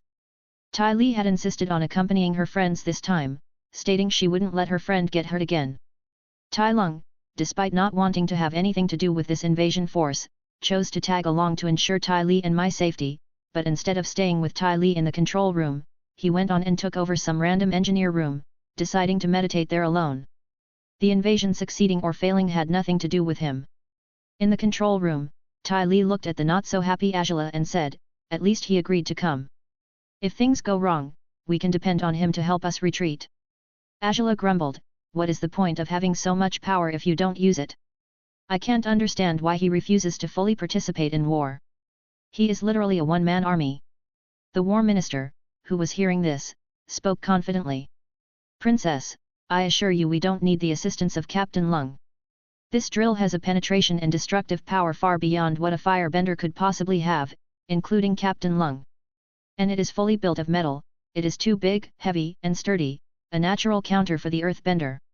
The minister's words didn't improve Angela's mood. Tai Lung's actions irked her to no end, he did what he wanted and had no respect for the royal family. And despite all of that, no one dared to oppose him. Even putting his power aside, punishing him is still impossible as the entire nation views him as a national hero and respects him. She broke out of her thoughts when Tai Li, who was looking through the spyglasses of the drill, said, "A group of muscly earthbenders are coming our way." The War Minister spoke, "As I said, the drill is earthbender-proof. Nothing to worry about." Angela looked at the minister and said coldly, "Can you take responsibility if anything went wrong based on your words?" The minister hesitated to answer. Angela smirked. "I thought as much. Tai Li, Mai, go get rid of the enemies." Both girls stood, smiling. Mai wanted to let some steam off after her injury, while Tai Li wanted to try fighting. It had been a long while since she fought anyone beside Tai Lung. A few minutes later the two girls returned. Mai's expression was as flat as ever, but there was an edge of annoyance in her tone. "Tai Li didn't leave anyone for me," she said. Tai Li gave an apologetic little smile. "I'm sorry, but I am used to sparring with Tai, I forgot how to fight normal people," she explained sheepishly. Mai sighed. While the drill creeped ever closer to the outer walls of Basing Se, far above, preparations were already being made to stop it. General Sung, one of the Council of Five, the highest-ranking generals in the Earth Kingdom, stood in command. Around him clustered several soldiers, grim and tense, and beside them the Avatar and his companions. A weary soldier had just stumbled back from the field, still white-faced with terror as he reported to them. His words poured out like a flood. He described with horror how the elite team, Terra, handpicked and feared for their skill, had been utterly dismantled by a strange girl. "She bore a scar on her face," he said, "and moved with an inhuman speed and skill, crushing their ranks one by one." With his voice shaking, he told them how her fists seemed to drain the very strength from their bodies. Soldiers left gasping, bending abilities snuffed out like candles, others left rigid, paralyzed, unable to move even a finger. General Sung's face darkened with disbelief. "Where did the Fire Nation get someone like that?" he demanded, his voice rising. "What in the name of the spirits did she do to my elite soldiers?" Sokka's eyes darted uneasily from the shaken soldier to the rest of his group. "How come the Fire Nation has so many scary girls?" he burst out. "First the princess with fire like Tai Lung, then there's that gloomy one with endless hidden weapons, and now a girl who can take away bending and paralyze people." No one answered him. They only stared, though each of them wore the same troubled expression. The truth was bitter. When their journey had begun, their thoughts had fixed firmly on the Fire Lord as their ultimate adversary. Yet now it was clear, the most difficult part might not be defeating him at all, but facing the freaks who served beneath him. General Sung turned to look at Ong, said, "Young Avatar, you are our only hope, please help us stop that metal monstrosity." Ong nodded with a serious face, then turned to look at his friends as his face turned to that of doubt. "How do we stop that thing?" Ong asked. Chapter 48, The Drill Hunt. Angela, Mai, and Tai Li sat in the control room. After the first wave of earthbenders, no more soldiers came their way. Mai sighed from her chair, her voice carrying her usual boredom. This is boring. Tai Li kept looking through the spyglass and said, the soldiers all left, they all climbed the wall. Maybe they gave up. Angela narrowed her eyes. They gave up too quickly. They might be planning something. Keep watching, Tai Li, and let me know if you see anyone coming toward us. Tai Li answered with a happy tone, sure. The War Minister spoke confidently. You have nothing to worry about, Princess. Those soldiers must have realized the futility of their attempt to stop our great drill. Angela didn't reply. She sat there doubtful. She didn't believe the Ba Sing Se defenders would just give up like that, not with their city's fate on the line. But despite her doubt, for the next few minutes as they approached the wall, nothing happened. It was not until they made contact with the wall and the drill began digging through it that rocks started falling upon them. Even then, the attacks were too pitiful. With each passing moment, the War Minister grew more confident in their success. But when the drill was more than halfway through, the reports began coming in. The first mentioned the ambush of an engineer and the loss of the schematics. The next reported one of the giant metal support beams had been cut clean through. It was clear that it was an act of sabotage. The minister looked both shocked and horrified, while Angela stood up quickly. That's what they were planning. Ladies, with me. Both Tai Li and Mai followed Angela outside of the control room. Tai Li asked, where do we start the search? The outer layer, of course, Angela replied sharply. The infiltrators are attacking the support beams to weaken the drill, maybe hoping the raining rocks will cause the body to fail under its own weight if the beams are damaged enough. Angela accelerated her pace, her eyes glinting with focus. We must hurry. We don't know how many individuals we are dealing with or the extent of the damage they have caused. Mai and Tai Li picked up their speed as well, keeping close behind Angela. The trio quickly arrived at the outer layer of the drill and began moving from one location to another, searching for the intruders. Eventually, they heard voices coming from behind the beams ahead. Angela narrowed her eyes, then surged forward faster than before. She dashed down to the lower level and there, she saw them. The Avatar and his two Water Tribe friends were cutting into one of the beams. The Avatar and the Water Tribe girl were passing water back and forth, chipping slowly at the massive support. Without a word, Angela thrust her fist forward, launching a blazing fireball toward them. The Water Tribe boy, who had been cheering the girl and the Avatar on, suddenly screamed, "Be careful!" His warning gave the Avatar just enough time to dodge the attack. The three immediately turned and ran, while Angela, Mai, and Tai Li charged after them. The Avatar team bolted into the inner layer of the drill, the narrow corridors echoing with their hurried footsteps. At the end of one corridor, the group split, Ong darted one way while the Water Tribe siblings fled in another. "The Avatar is mine. You follow the other two," Angela ordered sharply as she kept running. The trio split, and the moment they did, Tai Li glanced at Mai and said, "I'll go catch them." Then she accelerated, her speed surging to a level far greater than before. Mai blinked, unable to even attempt to keep pace. There was no way she could catch up to that. Tai Lung's training did wonders to Tai Li, Mai thought as she continued at her own pace. Katara and Sokka stumbled into a pipe full of mud and rocks, Sokka pointing quickly. "This must be water mixed with rocks from the wall. Then it must be leading outside," Katara said, her face lighting with hope. But before she could say anything more, Tai Li appeared behind them like a shadow. Before either sibling could react, she unleashed a barrage of precise strikes. Both Katara and Sokka collapsed onto the floor, their bodies paralyzed. Tai Li stood over them, hands on her hips, and said brightly, "Your escape ends here." Seconds later, Mai arrived. Her usual monotone voice carried no excitement as she noted, "You caught them." "Yahoo!" Tai Li smiled wide. "Of course. I won't let the ones who hurt you escape." For once, Mai's expression softened, a small smile tugging at her lips. The Avatar on his own was much faster, his airbending carrying him across the drill's surface with incredible speed. Even so, Angela pursued without hesitation, her cold determination driving her forward. When she finally burst onto the top of the drill, she spotted him in the distance near the city wall, his back turned as he worked something feverishly at the drill's outer shell. Angela's eyes narrowed. She charged. The Avatar's small pet screeched sharply, warning him of her approach. In the same instant, Angela unleashed a barrage of fire, punching forward again and again, blue flames streaking across the drill's surface. Ong spun and quickly bent the broken rocks scattered across the drill, raising a makeshift wall. Her flames smashed against the stone again and again, searing heat flaring but failing to break through. The avatar retaliated at once, rocks rose in the air and hurtled toward her. Azula twisted and weaved, dodging some, kicking others aside, all while firing back with her relentless flames. Their duel came to an abrupt halt as the sky above them seemed to darken. Enormous chunks of rock rained down from the top of the wall, forcing both combatants to break off and dodge for their lives. The deadly falling rocks left no room for attacks, only dodging for survival. When the rain of rocks finally ended, the two faced each other once again. Both dropped into stance, ready for the second round, when suddenly the entire drill shuddered violently beneath their feet. The drill's outer shell expanded outward with brutal force, splitting the ancient wall. Ba Sing Se's outer wall cracked and then broke apart. The avatar froze, staring wide-eyed through the new opening. He could see the sprawling city beyond. His voice dropped in dread. Oh no! Azula's laughter rang sharp and triumphant. It's too late now, we have succeeded. But Ong's face hardened, determination igniting within him. He lunged back into the fight, this time attacking with every element at his disposal. Air whirled around him, water surged from the flask he carried, and stone leapt from the drill surface.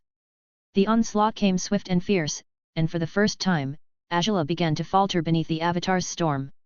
Yet the drill didn't stop. It pressed deeper, grinding through the city wall. By the time half its bulk had forced through, the massive machine came to a halt and then unleashed chaos. Its belly opened, and hundreds of Fire Nation soldiers poured out into Ba Sing Se, attacking civilians and soldiers alike. Through the enormous breach, the flanking tanks thundered in, joining the invasion. Ong's eyes widened. He turned away from Azula, desperate to protect the innocent people now under attack. Azula's gaze sharpened. She raised her hand, her fingers curling as sparks of blue danced at the tips of her fingers. The avatar heard the crackle, and noticed the flash of blue behind him. He spun around just in time to see Azula release the bolt. It lanced toward him, aimed to kill. With a desperate twist, he dove aside, the lightning seared past him, missing by a hair's breadth. Azula clicked her tongue, annoyed by her failure, her golden eyes narrowing at her prey. The avatar rose again, eyes locked on her, when a familiar voice called out from behind Azula. Azula! Both turned.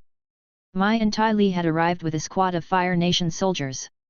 Bound between them, struggling helplessly, were Katara and Sokka. Ong's face collapsed into horror. Azula, however, smiled cruelly, satisfaction dripping from every word as she gestured to the captives. Look at what my friends brought with them. What a pleasant surprise, don't you think, Avatar? The Avatar clenched his fists and screamed, release them, your fight is with me. Azula laughed, no, this is a war not a duel. Surrender yourself or your dear friends die. The Water Tribe girl, Katara, said, don't listen to them, Ong. Run and defend the city. One of the soldiers holding Katara pulled her roughly and slapped her while saying silence. Katara screamed in pain while Sokka screamed, bastard. Don't touch her. Strong wind blasted, catching the attention of everyone, the Avatar's eyes and tattoo were glowing. Chapter 49, Tai Lung vs the Avatar. Inside the drill, Tai Lung sat with his eyes closed, lost in meditation, ignoring the chaos and machinery rumbling around him. The silence he kept within himself lasted until the entire drill shook violently. His eyes snapped open, and slowly, he rose to his feet. It seems the drill penetrated the city wall, he muttered. He began moving, his steps calm and steady toward the control room. Halfway there, he stopped abruptly. His senses sharpened, his chest rising as he felt it, an overwhelming storm of chi raging outside the drill. His eyes narrowed. He remembered that chi, it was the same one the Avatar had released right before merging with the ocean spirit. Though it was stronger now, it still paled compared to the might of the ocean spirit. Without wasting another breath, Tai Lung's pace shifted from stillness to a blur. He dashed forward with full speed, determined to see for himself what was happening outside. To save time, he let fire gather in his palms and unleashed bursts of flame against the drill's metal walls. Molten holes spread in his wake, letting him pass through barriers with ease. From start to finish, less than a minute passed before he emerged on the surface. The sight that greeted him was unexpected. The Avatar floated in the air, eyes and tattoos glowing, it had a sinister look to it. Behind him, the city of Ba Sing Se loomed. The entire section of the wall where the drill had been digging was obliterated, reduced to massive stone fragments now circling the avatar like obedient titans. Ahead, enormous boulders lay atop the drill's shattered front, crushing it completely. From its front, mud poured out in thick streams, proof of the damage wrought by those massive rocks. Fire Nation soldiers scattered like ants, fleeing in terror. Tai Lung's eyes swept the chaos, and at the left side of the drill, he caught sight of the water tribe being carried away using earth bending by a short individual dressed in green toward the nearby building. The avatar's gaze shifted then, his glowing eyes fixed on the right side of the drill, down on the ground. Tai Lung followed his line of focus and saw Tai Li and the others running frantically, their forms splattered with mud as they struggled to escape. The avatar raised his arms and then waved them forward. A dozen enormous rocks shot toward Tai Li and the others like missiles of death. Without hesitation, Tai Lung's chi surged, lightning crackling around his body. He stabbed his fingers forward, unleashing a storm of lightning bolts that streaked across the air, colliding with the flying rocks and shattering them to dust before they could hit their target. Every eye turned toward him. The avatar's glowing gaze locked on him. The citizens of the city, the Earth Kingdom soldiers, and even the Fire Nation troops halted to watch. All of them bore witness as Tai Lung stood firm. Tai Lung's eyes remained on Tai Li and her group. His voice cut across the battlefield, loud and commanding. "Retreat now!" The words snapped them into motion. Tai Li and the others ran as fast as their legs could carry them, though Tai Li herself risked a final glance at him. She saw him standing tall, lightning still dancing across his arms as he faced the enraged avatar. Mai's voice came quietly at her side. "He will be fine. He's defeated the avatar before." Tai Li's lips pressed together, and she gave a small nod, saying nothing more as they disappeared into the city. When Tai Lung tagged along, he didn't expect to meet the avatar here. In truth, the thought of the boy hadn't even crossed his mind.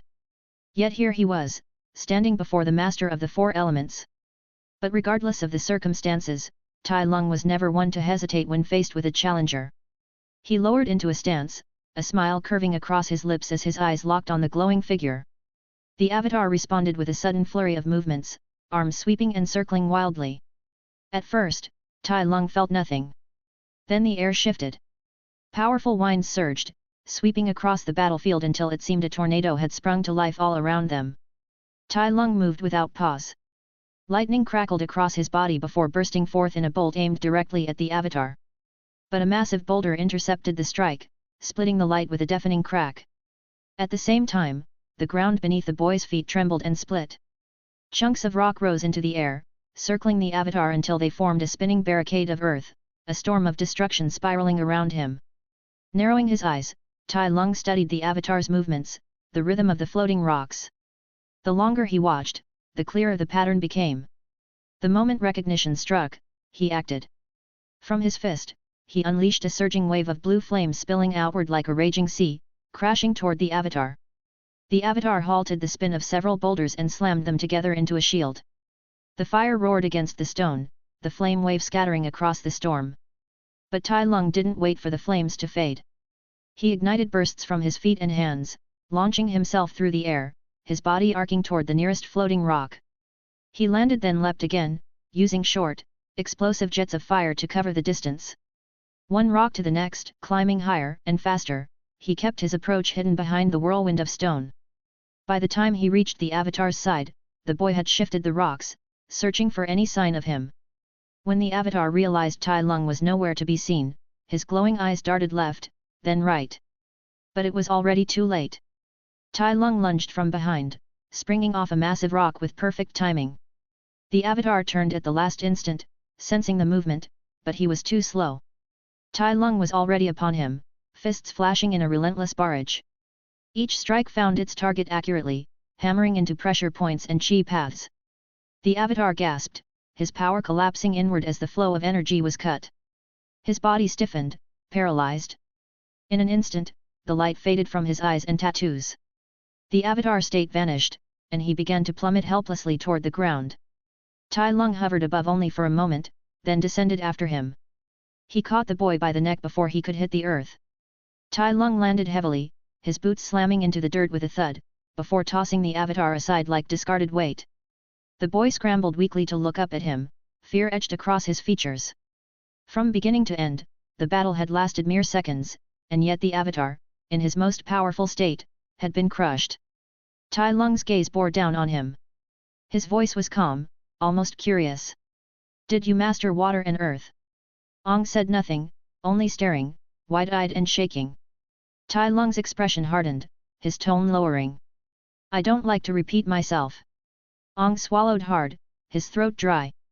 I mastered water, and I am learning earth-bending now. Not bad, that's faster than I expected. Tai Lung nodded with slight approval before his eyes narrowing dangerously. Tai Li, the girl with scarred face, is my fiancée, and the gloomy girl with hidden weapons, is my friend. If I see or hear you are trying to hurt them again, I will rip your limbs, roast them, and then feed them to you. Ong paled with terror. Tai Lung, satisfied by the reaction he got, said nothing further. He simply turned, his steps slow and deliberate, and began walking away from the shattered wall of Ba Sing Se. After making a few meters distance with the avatar, Tai Lung took flight heading back toward his people in the distance.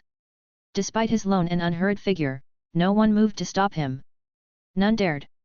They had just witnessed the avatar unleash his fury, nearly tearing the battlefield apart, only for one man to appear and defeat him with ease, in seconds. Not long after his retreat, Toph rushed toward Ong and spoke urgently. Twinkle Toes. Are you okay? Ong replied weakly, Tai Lung did something to me. I can't move my body at all. That's the same thing the strange girl did to Katara and Sokka, Toph said. Remembering his friends, Ong asked, how are they? Are they okay? They're fine. But just like you, they can't move, Toph answered. She tried to sound like her usual self, but deep down, she was scared.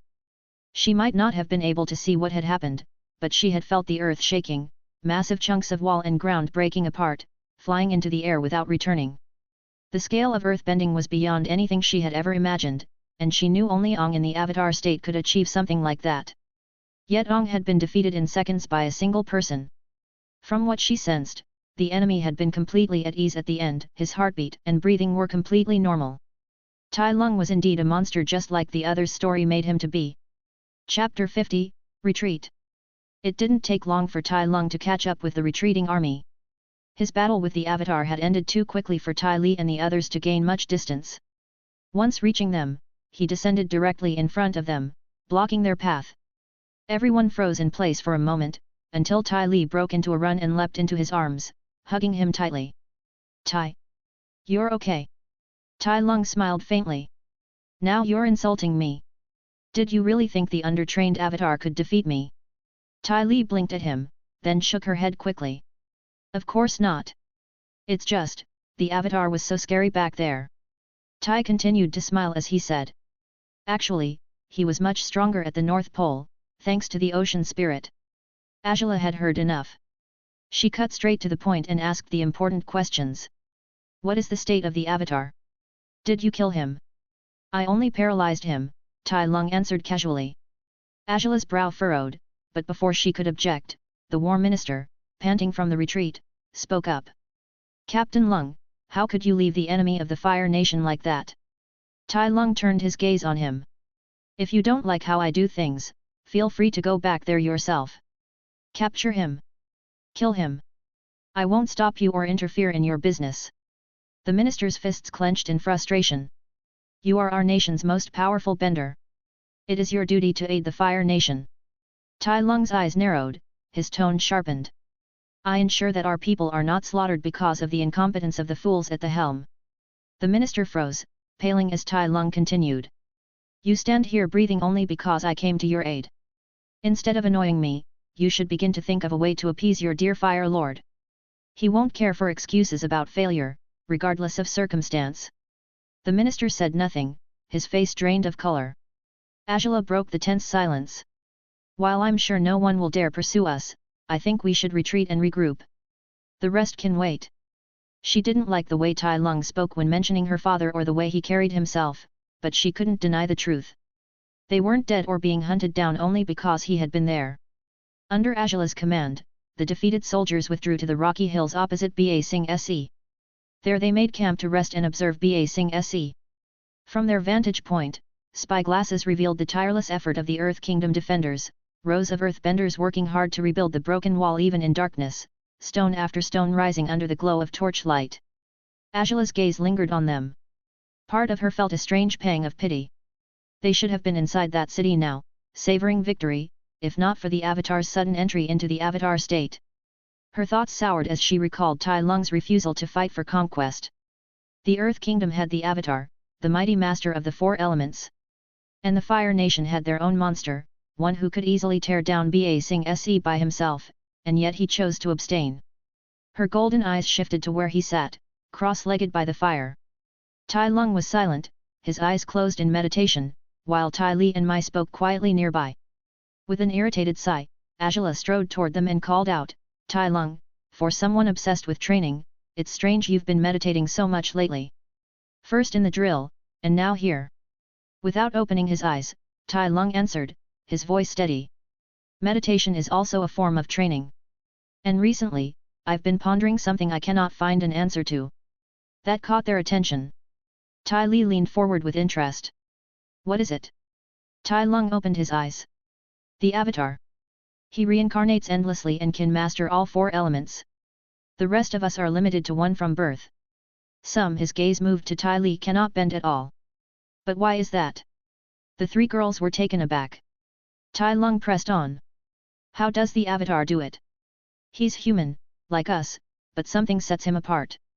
The first Avatar must have done something no one else has. And when he enters that so-called Avatar state, his chi grows exponentially, surging as though he becomes someone else entirely. His focus settled on Tai Li. I've been pondering this since the North Pole. If I can discover what the first reincarnation achieved, I might be able to replicate it. At the very least, perhaps I could bend a second element. Or unlock bending for those who have none, like you Tai Li. Silence followed. The three of them stared at him as though he had grown another head. At last, Tai Li's face lit up. That would be amazing. You'd be like a second Avatar. Ajala's thoughts, however, took a darker turn. What would the world become if the Fire Nation could create avatars at will? Mai's monotone broke the quiet. I don't think you should be thinking like that. No offense, but you're already terrifying. Some don't think you are a human. The idea of you in some kind of avatar state? I'd rather not imagine it. Tai Lung chuckled lightly. It's been months, and I'm no closer to the answer. Still, I suspect it has something to do with the spirits, like the moon and ocean spirits. Perhaps beings like them shape the world as we know it. What he did not share aloud was the rest of his thoughts. He wondered if there was a way into the spirit world, and how it might differ from the spirit realm he had known in his past life. Was there a connection between the two? The question burned quietly within him, he wanted answers. The next morning, Ajala gave the order to the soldiers for a full retreat. But within her sharp mind there lingered an image that refused to fade. The Avatar, in his fury, unleashed his true power of legends. It was the first time she had seen the true might of the Avatar state, and now she fully understood why the Fire Nation considered the Avatar their greatest enemy. When he entered that state, he was no longer just a bender, he became a force of nature, unstoppable, untouchable. And for now, there was no one who could stop him, no one except Tai Lung. In Ajala's eyes, the only viable path forward was to strike quickly, to eliminate the Avatar while he was in his normal state. But there lay the problem, none of them understood exactly how the Avatar state worked. What triggered it? How long could he sustain it? And with the boy hidden away inside Ba Sing Se, there would be no chance to corner him in a vulnerable moment. That same thought led her to another bitter truth, as long as the Avatar remained inside the city, they could not hope to invade it. The risk was too great, another outbreak of the Avatar state would mean disaster, a swift and costly defeat. And yet, ironically, the Earth Kingdom faced the same dilemma. Ajala knew they would never dare to attack her camp. Not with Tai Lung sitting among her ranks. They understood as well as she did that any move against them might provoke him. Not only their soldiers will be at risk, but it could cause Tai Lung to turn his fury on Ba Sing Se, the city could fall if he leads the attack. For the first time, Ajala saw the war in a different light. Both sides had their pride and power, both brimming with soldiers and resources, yet both were paralyzed. The war was not dictated by armies or strategy but by the existence of two individuals. An avatar on one side. A monster in human skin on the other. Everything else had become irrelevant. Even as their forces marched away, the thought gnawed at her. How could they truly defeat the Avatar? How could they win this war? No matter how many scenarios she conjured in her mind, no matter how many clever strategies she tried to weave, the conclusion was always the same. The moment the avatar entered the avatar state, it was their loss. She remembered some reports mentioning how the resistance declined after the return of the avatar. Part of her thought it was ridiculous if the so-called resistance stopped in hope the avatar will defeat the Fire Nation. Now, it all made sense to her. Angela's gaze shifted to Tai Lung, Tai Li, and Mai. The trio were conversing amongst themselves, though Tai Li was doing most of the talking. Angela's mind drifted back to the days when they had all trained together at Tai Lung's home. She had stopped going there to train under her father instead. A choice that, in retrospect, had been a mistake. Had she continued to try mimicking Tai Lung, perhaps she could have defeated the avatar as he had, or at least possessed the strength to put up a real fight instead of suffering a disgraceful retreat. Chapter 51, Mastering the Avatar State. The Fire Nation army pulled back to the Yanhai River base. The retreat had been orderly, but the taste of failure lingered among the army. With the invasion over and no plans for what is going to be the next step, Tai Lung and Tai Li decided to return to the Fire Islands. Angela and Mai, however, remained behind. Angela refused to face her father so soon after such a defeat. She ordered the war minister to go ahead in her place, taking the blame before Fire Lord Oze's throne. She knew well that her father did not care for reasons. In his eyes, failure was failure, and explanations only wasted his time. Better the minister receive the first wave of his wrath while she handled the army's logistics. The Yanhai River wound across the heart of the Earth Kingdom, connecting to the Zhuangtai Sea, which in turn reached the Great Ocean. Tai Lung and Tai Li boarded a vessel there, their ship set a steady course back toward the Fire Islands. The journey home stretched across 2 weeks, long days of water and sky until at last the familiar outline of their homeland rose in the distance. Upon arrival, the two parted ways. Tai Lung went directly to his family home, while Tai Li returned to her parents' estate, eager to reunite with her mother, father, and sisters after so long an absence. At the Lung estate, Tai was welcomed warmly by his parents. Relief filled their faces as they embraced him, glad beyond words to see their son returned completely safe unharmed after the news they received from the North Pole. That evening, as the sun set over the Fire Nation's shores, Tai Lung shared his story with them. He spoke briefly of the North Pole, of meeting Tai Li, of traveling alongside Angela to Ba Sing Se. His parents listened with a mixture of awe and pride. They had already heard the news of the events in the north, of the Avatar and the Great Battle, but to hear it from their son's own mouth along with his part in facing the Avatar again in Ba Sing Se filled them with a pride too great to hide. Their son was now recognized by everyone as the strongest bender in the world. Yet Tai Lung's eyes lingered not on his mother's delight but on his father's expression. Finally, he asked, his voice quiet, "Are you not disappointed that I didn't attempt to conquer the North Pole or Ba Sing Se? That instead, I chose to leave." Shulyan was taken aback, blinking at the question. Then he smiled slowly. "Disappointed? No. You have your own path, Tai. Your own destiny. You may refuse to join the war effort fully or lead attacks on the other two nations, but you still stood to protect our people when the time came. Many will argue with your choices, but none can deny the honor of which you carry yourself with." His smile widened as he added, "Regardless of what others say, regardless of what the world thinks, you are my son, and I will always be proud of you." Tai Lung returned the smile and bowed deeply to his father, a gesture of respect. No one can understand how much these words meant to Tai Lung. That only made his mother laugh lightly. "You shouldn't bow to your father," she said. "You are his son. It is only natural for him, for us, to support you." Tai raised his head again. "I am grateful you are my parents." Shulyan chuckled, shaking his head. "I didn't know you had a taste for this sort of drama. If a bystander saw us now, they'd think you were adopted." His mother chuckled again and leaned forward, her eyes glinting. "Let's move on to the more important matter. Why didn't you bring Tai Li with you? I was looking forward to seeing my daughter-in-law." While Tai Lung returned to his family in the Fire Nation, Ong and his companions were caught in the tangled webs of Ba Sing Se, facing the corruption and manipulation that plagued the city. Long Feng's hidden hand controlled the city in silence, keeping even the Earth King blind to the war that ravaged the world beyond his palace walls. It took every effort the group had, but at last they managed to reach the oblivious king. They revealed to him the truth, that the Fire Nation was advancing, that his people were suffering, and that his great kingdom was not doing as well as he had been led to believe.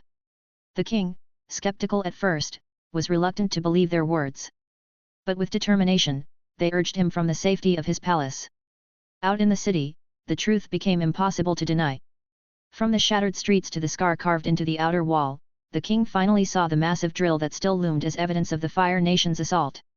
His disbelief fell away, replaced by shock and outrage. For the first time, he learned the truth: a war ravaged his kingdom, one that had lasted for 100 years. In his rage, the Earth King ordered the imprisonment of Long Feng and vowed to stand beside the Avatar. He promised to aid Ong with all his power to defend the Earth Kingdom and restore peace and balance. With the support of the Earth King secured, Ong turned his attention to a different matter that now weighed heavily on his mind: the Avatar state. That matter had begun with Appa. When his loyal friend had been kidnapped and lost, fate had led the bison to Guru Pathik, a wise hermit who had once been a friend to monk Gyatso. Pathik not only cared for Appa but also left a message for Ong, offering to teach him how to control the Avatar state. With renewed hope, Ong mounted Appa's back, and together they soared toward the Eastern Air Temple. There, among the ruins and the quiet wines, Ong met Guru Pathik, who introduced himself as a spiritual brother of the air nomads. Pathik spoke of the chakras, of the flow of energy within, and guided Ong step by step to unlock them. With patience and trust, Ong made progress, opening one chakra after another. But when he reached the last, he faltered. His earthly attachment, Katara, was something he could not sever. To let her go, even for balance, was unacceptable. Pathik's tone grew solemn. "You are the Avatar, and the Avatar state is your greatest asset to bring balance to the world," he urged. "There must be another way," Ong argued, his voice trembling but firm. Pathik hesitated. In that hesitation, Ong noticed something, a shadow in the Guru's eyes. "So there is another way," Ong pressed. Pathik nodded reluctantly. "Not long ago, I helped someone unlock his chakras. Like you, he refused to let go of his earthly attachments. And yet, he forced open the final chakra through pure will and sheer strength alone.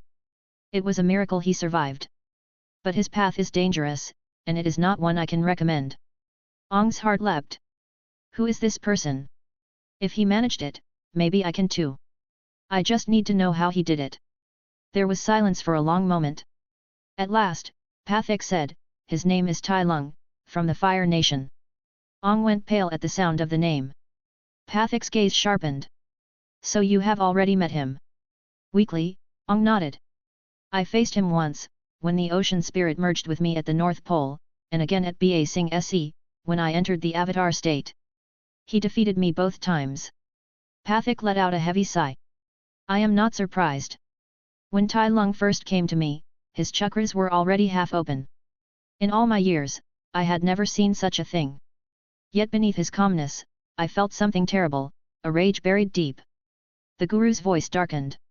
"I helped him release that rage and open his chakras, but when he came to the last, I realized for the first time in my life that I may have made a grave mistake. At that moment, I saw the truth: I had aided a beast in human skin. He is a threat to the balance of the universe as we know it." His eyes fixed firmly on Ong, and his tone carried the weight of warning. "Ong, if you want to have a chance to defeat Tai Lung and restore balance, you must master all four elements. And more than that, you must master the Avatar state. Only then will you have even a hope of stopping him." Ong's encounters with Tai Lung flashed within his mind, the fear he felt battled fiercely with his selfishness. In the end, Ong closed his eyes, he was going to let go of his earthly attachments. Chapter 52, Ajala's Punishment. Days later, when Ong finally returned to Ba Sing Se, his friends noticed at once that something about him had changed. He carried himself differently, calmer, more focused than before. When they pressed him, Ong explained about the Guru's teachings, about opening his chakras and finally mastering the Avatar state. But what caught them most off guard was his mention of Tai Lung. "Guru Pathik said Tai Lung has unlocked his chakras as well," Ong admitted quietly. "He told me I must master all four elements along with the Avatar state to defeat him." His friends exchanged uneasy looks. The news of Tai Lung seeking out the same spiritual guidance was unexpected, though none doubted it after what they had already seen. Still, they accepted the Guru's wisdom. If there was anyone who could understand the scale of the danger, it was the person who had the capability to teach the Avatar state and Tai Lung. And so, the Avatar resumed his earth-bending training with a renewed vigor, his mind more determined than ever. Around them, the Earth Kingdom threw its weight into preparations for the Day of Black Sun, their long-awaited counter-strike against the Fire Nation. Meanwhile, in the Fire Nation, Azula lingered for a while in the Earth Kingdom after her humiliating retreat. More than a month passed before she finally resolved to return home, hoping that her father's temper had cooled in the time since. Mai spoke of going her own way, back to Omashu, but Azula insisted she accompany her. "We may be sent on another mission," she said coolly, and Mai resigned to her fate as Azula's friend and follower. The journey home stretched over weeks. When at last they reached the Fire Islands, Mai declared her intent to visit Tai Li at once. Azula, however, steeled herself for the inevitable. Alone, she strode toward the royal palace, her steps full of the confidence and grace that masked the quiet storm of worry in her chest. Inside the Fire Lord's chamber, the familiar curtain of fire separated her from her father. She walked forward, knelt, and pressed her forehead low in respect. "My dear daughter is finally back," Oze's voice rumbled from behind the flames. "For a moment, I thought you would not show your face after your disgraceful failure." The words struck like a blade, tightening her chest, but Azula allowed no hint of it to touch her face. Her head lowered slightly, she replied in an even voice, "I have no excuses, Fire Lord." "What I find more disappointing than the drill's failure," Oze continued coldly, "is that you ordered a full retreat. You did not even consider other plans, like putting Ba Sing Se under a siege." Azula drew in a deep, steadying breath. "With the Avatar in the city, any attack or siege we mount will bleed us. As long as the Avatar can enter the Avatar state, we are destined to fail." For a long moment, silence filled the chamber. Then Oze spoke again, his tone low but laced with contempt. "I expected more from you. How different are you from your brother? Expect punishment for your failure. Now get out." The comparison hit harder than any wound. Azula's body trembled faintly as she clenched her fist, bowing deeply before turning away. For the briefest instant, she wanted to whirl back, to spit the words that burned in her chest, that if Oze were so great, he could fight the Avatar himself, or better yet, reclaim his so-called honor from Tai Lung. But the words stuck in her throat. She swallowed them, straightened her back, and left in silence. It wasn't long after that Azula heard of her punishment. She was to stay in her room and not be allowed to interact with anyone until the Fire Lord decided otherwise. Oze chose a simple punishment, at least in his eyes, since Azula, despite her failure, could still be used in the future. It wasn't immediate, but a few days later the news of Azula's punishment reached the ears of Admiral Lung, and in turn Tai Lung and Tai Li. Tai Lung didn't care much about the royal family drama, while Tai Li felt anger for her friend. When Tai Li and Mai heard the news one afternoon from Tai Lung while training in the Lung estate, Tai Li spoke in anger, "That's not fair, to punish Azula for not being able to defeat the Avatar? Why not the Fire Lord set an example and go do the job himself?" Mai didn't speak, but she nodded in agreement. Tai Lung, still training and unbothered, spoke, "He is not worthy to be called a father or anything really. The only thing keeping him a Fire Lord is the honor and respect the high officers hold for the royal family and General Iroha's decision." Tai Li said, "Azula might be mean and scary sometimes, but she is still our friend. Is there no way to help?" Tai Lung replied, "Help her in what? She is just told to stay in her room, it is not really that much of a punishment, to be frank."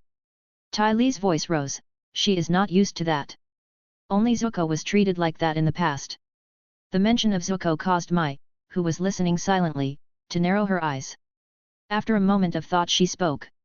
"I have an idea.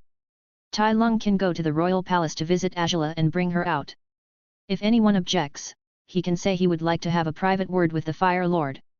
Tai Li stared at Mai, while Tai Lung paused and asked, "Why would I do that?" Mai gave an evil smirk. "Because Tai Li will be happy. And because I want to see the Fire Lord's face when he realizes his authority means nothing, his own daughter can leave her room against his will, and if he speaks out, only suffering will await him. And all of that happening in front of everyone in the palace." Tai Li and Tai Lung just stared at her. After a moment, Tai Li said, "Wow, I didn't know you can think like that, I thought being extra mean and hateful was Azula's thing." Then she smiled. "But I like the idea very much." She turned to Tai Lung and pleaded, "Please." Tai Lung didn't really care much about Azula or Oze, and he certainly didn't mind having a quick trip to fetch Azula. But the way Mai spoke, and the way Tai Li jumped behind the idea, made him wonder what exactly these three girls had been taught in the Royal Fire Academy for Girls. Angela was sitting alone in her room, wearing red robes and letting her hair slide down her back loose. She had spoken to no one over the past few days. The servants would come in, bring her food, and leave as silently as they entered. She could clearly see the fear in their eyes, they didn't dare utter a sound. Angela found her punishment unfair, she was being punished for not being able to defeat the Avatar. Angela, who had witnessed the full power of the Avatar state, believed fighting the Avatar was impossible. Only by catching him off guard, or before he had begun learning bending, could they stand a chance. Her father's reaction, in her eyes, was completely unreasonable. Not once did Angela think her father could do better than what she had done. Her anger toward him was accumulating over the past few days and now it almost reached the boiling point. But her thoughts broke as she heard a knocking on her door. For a moment, she wondered if her punishment was over, since at this time no one was supposed to visit her. She said, "Enter." A flicker of surprise passed her eyes as she saw Tai Lung enter. Angela raised a brow and asked, "Did my father allow you to come here?" Tai Lung asked back, "Do you really think I would bother to ask for his permission?" He turned to look at the guards and said, "Leave us. If the Fire Lord has an issue with me, tell him I don't mind having a private word with him." The guards nodded and left. Angela watched the guards leave as Tai Lung closed the door. She said, "Father won't be happy about this. Why are you here?" Tai Lung replied, "Mai and Tai Li are worried for you and want me to help you leave this place." Angela answered, "This is my punishment. I can't leave unless I am allowed to." Tai Lung was silent for a moment, then tilted his head and said, "At first, I really couldn't figure out how your mind works. But as time went and seeing you now, I think I finally understand you." "What?" Angela asked in a confused tone. Chapter 53, Angela's Rebellion Phase. Tai Lung's voice was steady, deliberate, as he looked at Angela. "You are no fool. You can see the faults of your father, he is cold, cruel and unreasonable. The only reason he is still Fire Lord is because the high-ranking officers hold loyalty and respect toward the royal family, and they respect General Iroh way too much. If your uncle came back tomorrow and said he wanted to be the Fire Lord, everyone would be on his side." Angela narrowed her eyes. "Your words are an admittance of treason." Tai Lung didn't mind her words and continued. "I was never loyal to your father. And to be frank, I wanted to get rid of him. But again, my suggestion was shot down out of respect for General Iroh like I said." Angela narrowed her eyes, suspicion in her tone. "What are you trying to say?" "I want you to accept that your father is not perfect or a great man for that matter," Tai Lung replied. "He is not a model to follow and certainly not a person worth waiting for praise from. You are a prodigy, competitive and fierce, but you are holding yourself back. You've tied your self-worth and your destiny to your father's approval. You are dying for the moment he tells you he is proud of you, waiting for him to say he is grateful you are his daughter." Angela was silent for a long time, her fists tightening on her knees, before she finally muttered, "You don't understand anything about me." "I understand you more than you can imagine," Tai Lung said calmly. "An old wise master used to say, a person often meets his fate upon the path he took to avoid it. He was right, but I know now that it is not the whole truth. Just in the same manner, a person following blindly and stubbornly the path he believes leads to his destiny can end up walking away from his real destiny." Angela's face twisted in anger, her confusion breaking through. "What has this to do with anything? Stop talking in riddles and say what you want." Tai Lung's eyes narrowed. "You believe your father's approval and praise are the testament of your efforts, the eventual reward for all your hard work over the years. But in truth, it is not. You are straying away from the acknowledgement you truly deserve." He paused, letting his words sink in, before continuing. "Look at yourself. You are the most talented and dedicated person I know. Your bending is already close to your father's level, and you are still young and growing while he is already at his prime. You are clearly smarter than him. I always thought it was a pity you were learning under him. If General Iroh was your teacher, I am sure you would have already surpassed your father by now." Angela's lips parted, surprise flickering in her eyes. "You think highly of me? Since when? I always thought you looked down on me." Tai Lung tilted his head. "What made you think that? I always thought Zuko could benefit from a fraction of your competitiveness and determination." Angela fell silent at that, her expression unreadable. Tai Lung pressed on. "It is nice to have a father that treats you with love, to hear him say I am proud of you. Trust me, I know that. But to throw away everything around you for a word from a father like Oze, it is a waste. Frankly, you are waiting for the praise of someone lesser than you, even if he is your father. Agila's voice was low, uncertain for once. Then what do you think I should do? Accept who you are, believe in your own effort and don't wait for validation, Tai Lung answered firmly. Believe in yourself and accept that the word of others neither gives to you nor takes from you. Then walk your own path, the one you see is right. I am here on behalf of your two friends to bring you out. You can walk out with me now, and I guarantee your father won't be able to stop us. And if he annoys you after today, just let me know and I will straighten his behavior. Agila breathed in deeply, holding it as she thought carefully. Then, slowly, she smiled. Wait for me outside. I'm changing clothes. Tai Lung turned without a word and left the room. Agila stood from her seat, her eyes glinting with a dangerous fire. She had decided she would do as she pleased. She wanted to see how her father would react to this. You punish me and call me a failure because of the avatar? Fine, she thought, lips curling into a smile.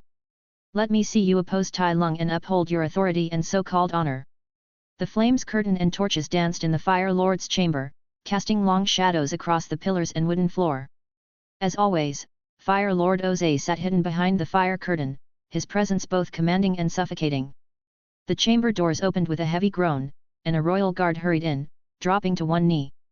His forehead nearly touched the floor as he spoke, his voice low and trembling.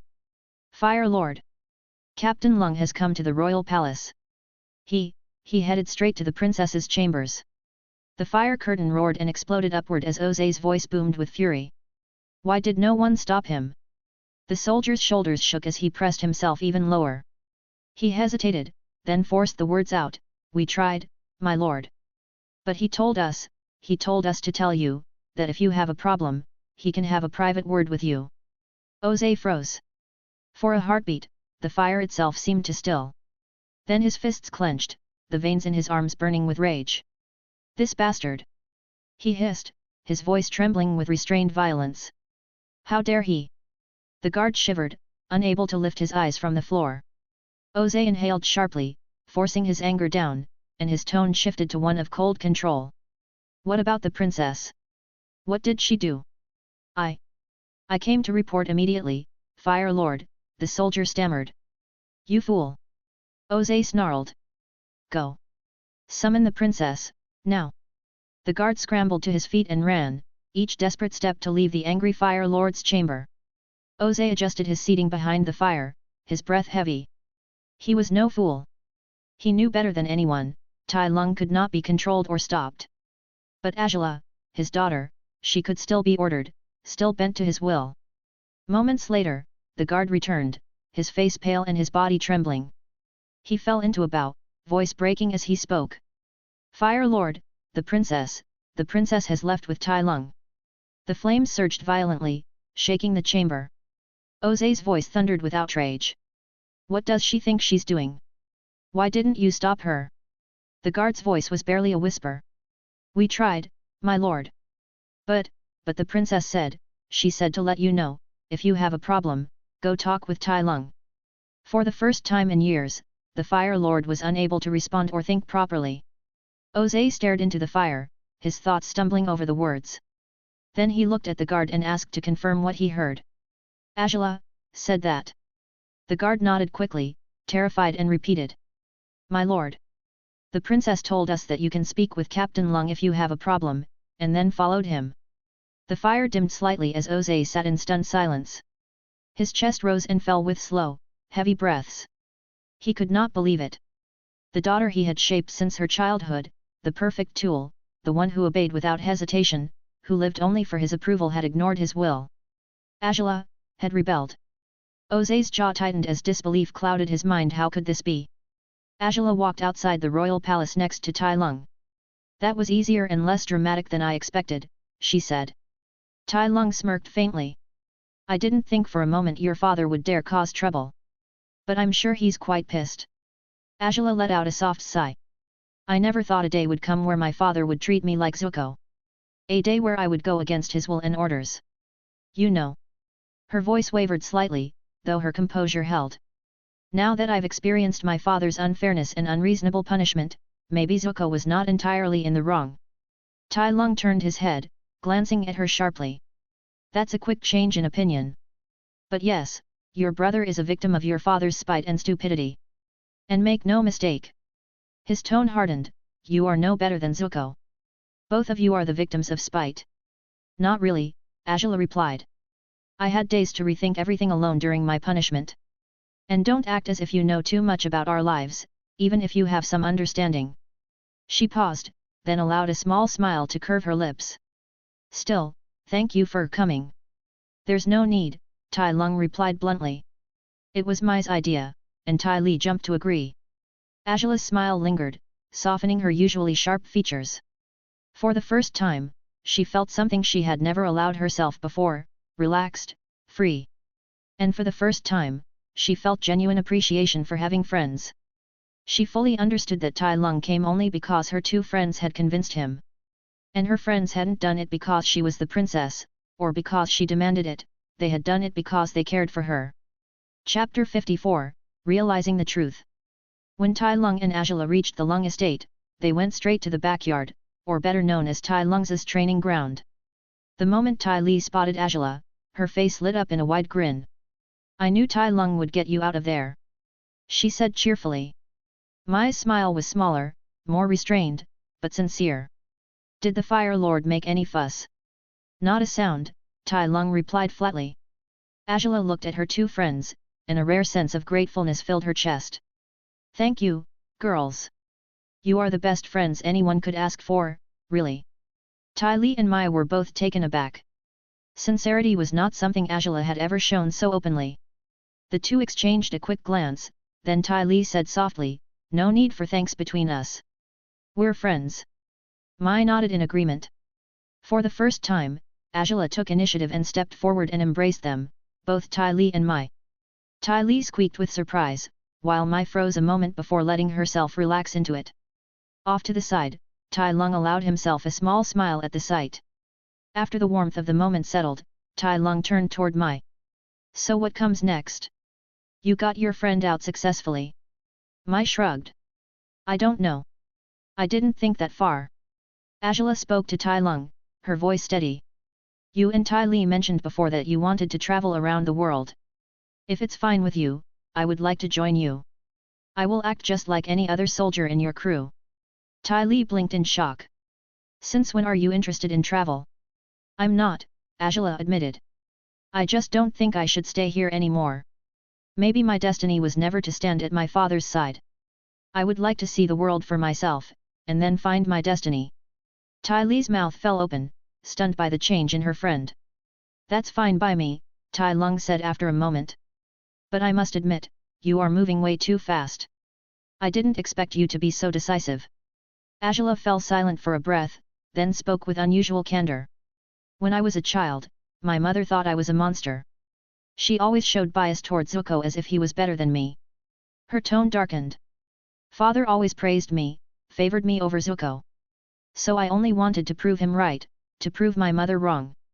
But now, seeing how my father acted, maybe my mother was right after all. Maybe I deserved her hatred and bias. Tai Lung blinked, then shook his head. Your mother didn't hate you or think you were a monster. She was worried about you. Worried how your father was twisting you into a cruel, vile person like him, all out of spite. Azula stared at him, her composure cracking. What? What do you know? Your mother used to come here with Zuko years ago, Tai Lung explained. She grew close with my mother. She told her how your father, out of spite, punished and mistreated Zuko, while praising you and encouraging you to hurt him. He did it all because he knew it would hurt your mother. He continued firmly, your mother was trying to teach you right from wrong, to shield you from Oze's venom. But every day, she grew more worried about you and she had no way to stop it. As I told you before, you're a victim of spite, just like Zuko. And Oze doesn't deserve to be called a father. Azula's face went pale. Her voice trembled as she muttered, my mother, loved me? She didn't think I was a monster. You can go ask my mother, Tai Lung said gently. She was the one who told me this. Azula's composure shattered. Without another word, she turned and ran into the Lung estate, desperate to find Tai's mother. Mai and Tai Li stood frozen, staring after her in shock. Tai, is that really true? Tai Li asked. He nodded in response.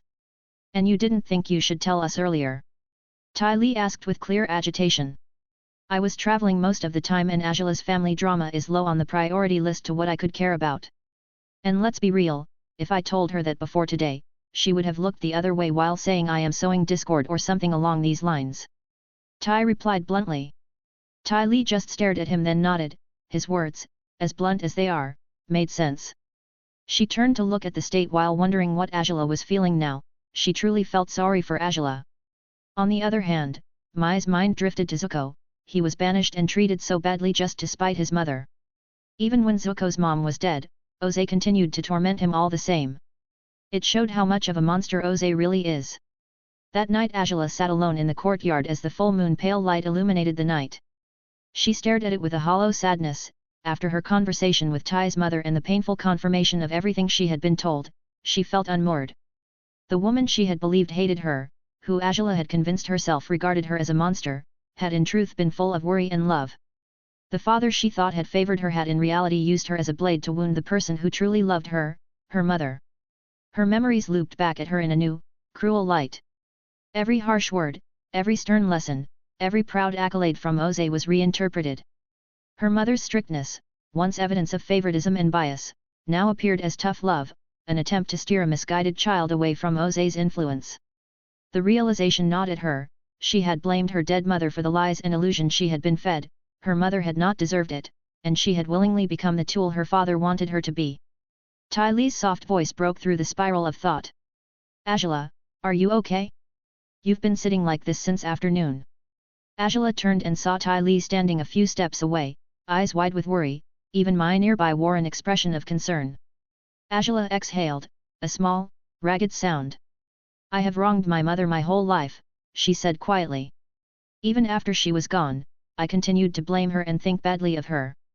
Tai Li moved closer and sat at her side, wrapping her arms around Angela before the princess could stop her. It's not your fault, she murmured. You were too young to understand. From behind them Mai's voice, blunt and steady, added, it is your father's fault. All of this is his doing. Angela listened to the two friends' reassurances and felt a swell of conflicting emotions, guilt, relief, and a new, bitter clarity. I always wanted to prove myself to him, she admitted. I wanted his praise. I wanted to be better than Zuko. If you hadn't sent Tai Lung, I might have stayed his tool forever. Her hands curled into fists at her sides. A fierce heat flared in her, anger, shame, and a hunger for recompense. I will storm the palace and demand an Agni Kai, she snapped, voice sharp with sudden resolve. I want him to pay. I will make him pay. Mai's voice, cool and practical as ever, cut in. You don't need to do that. Tai Li can ask Tai Lungi to skin him if you want. Tai Lung despises your father, and if asked he will.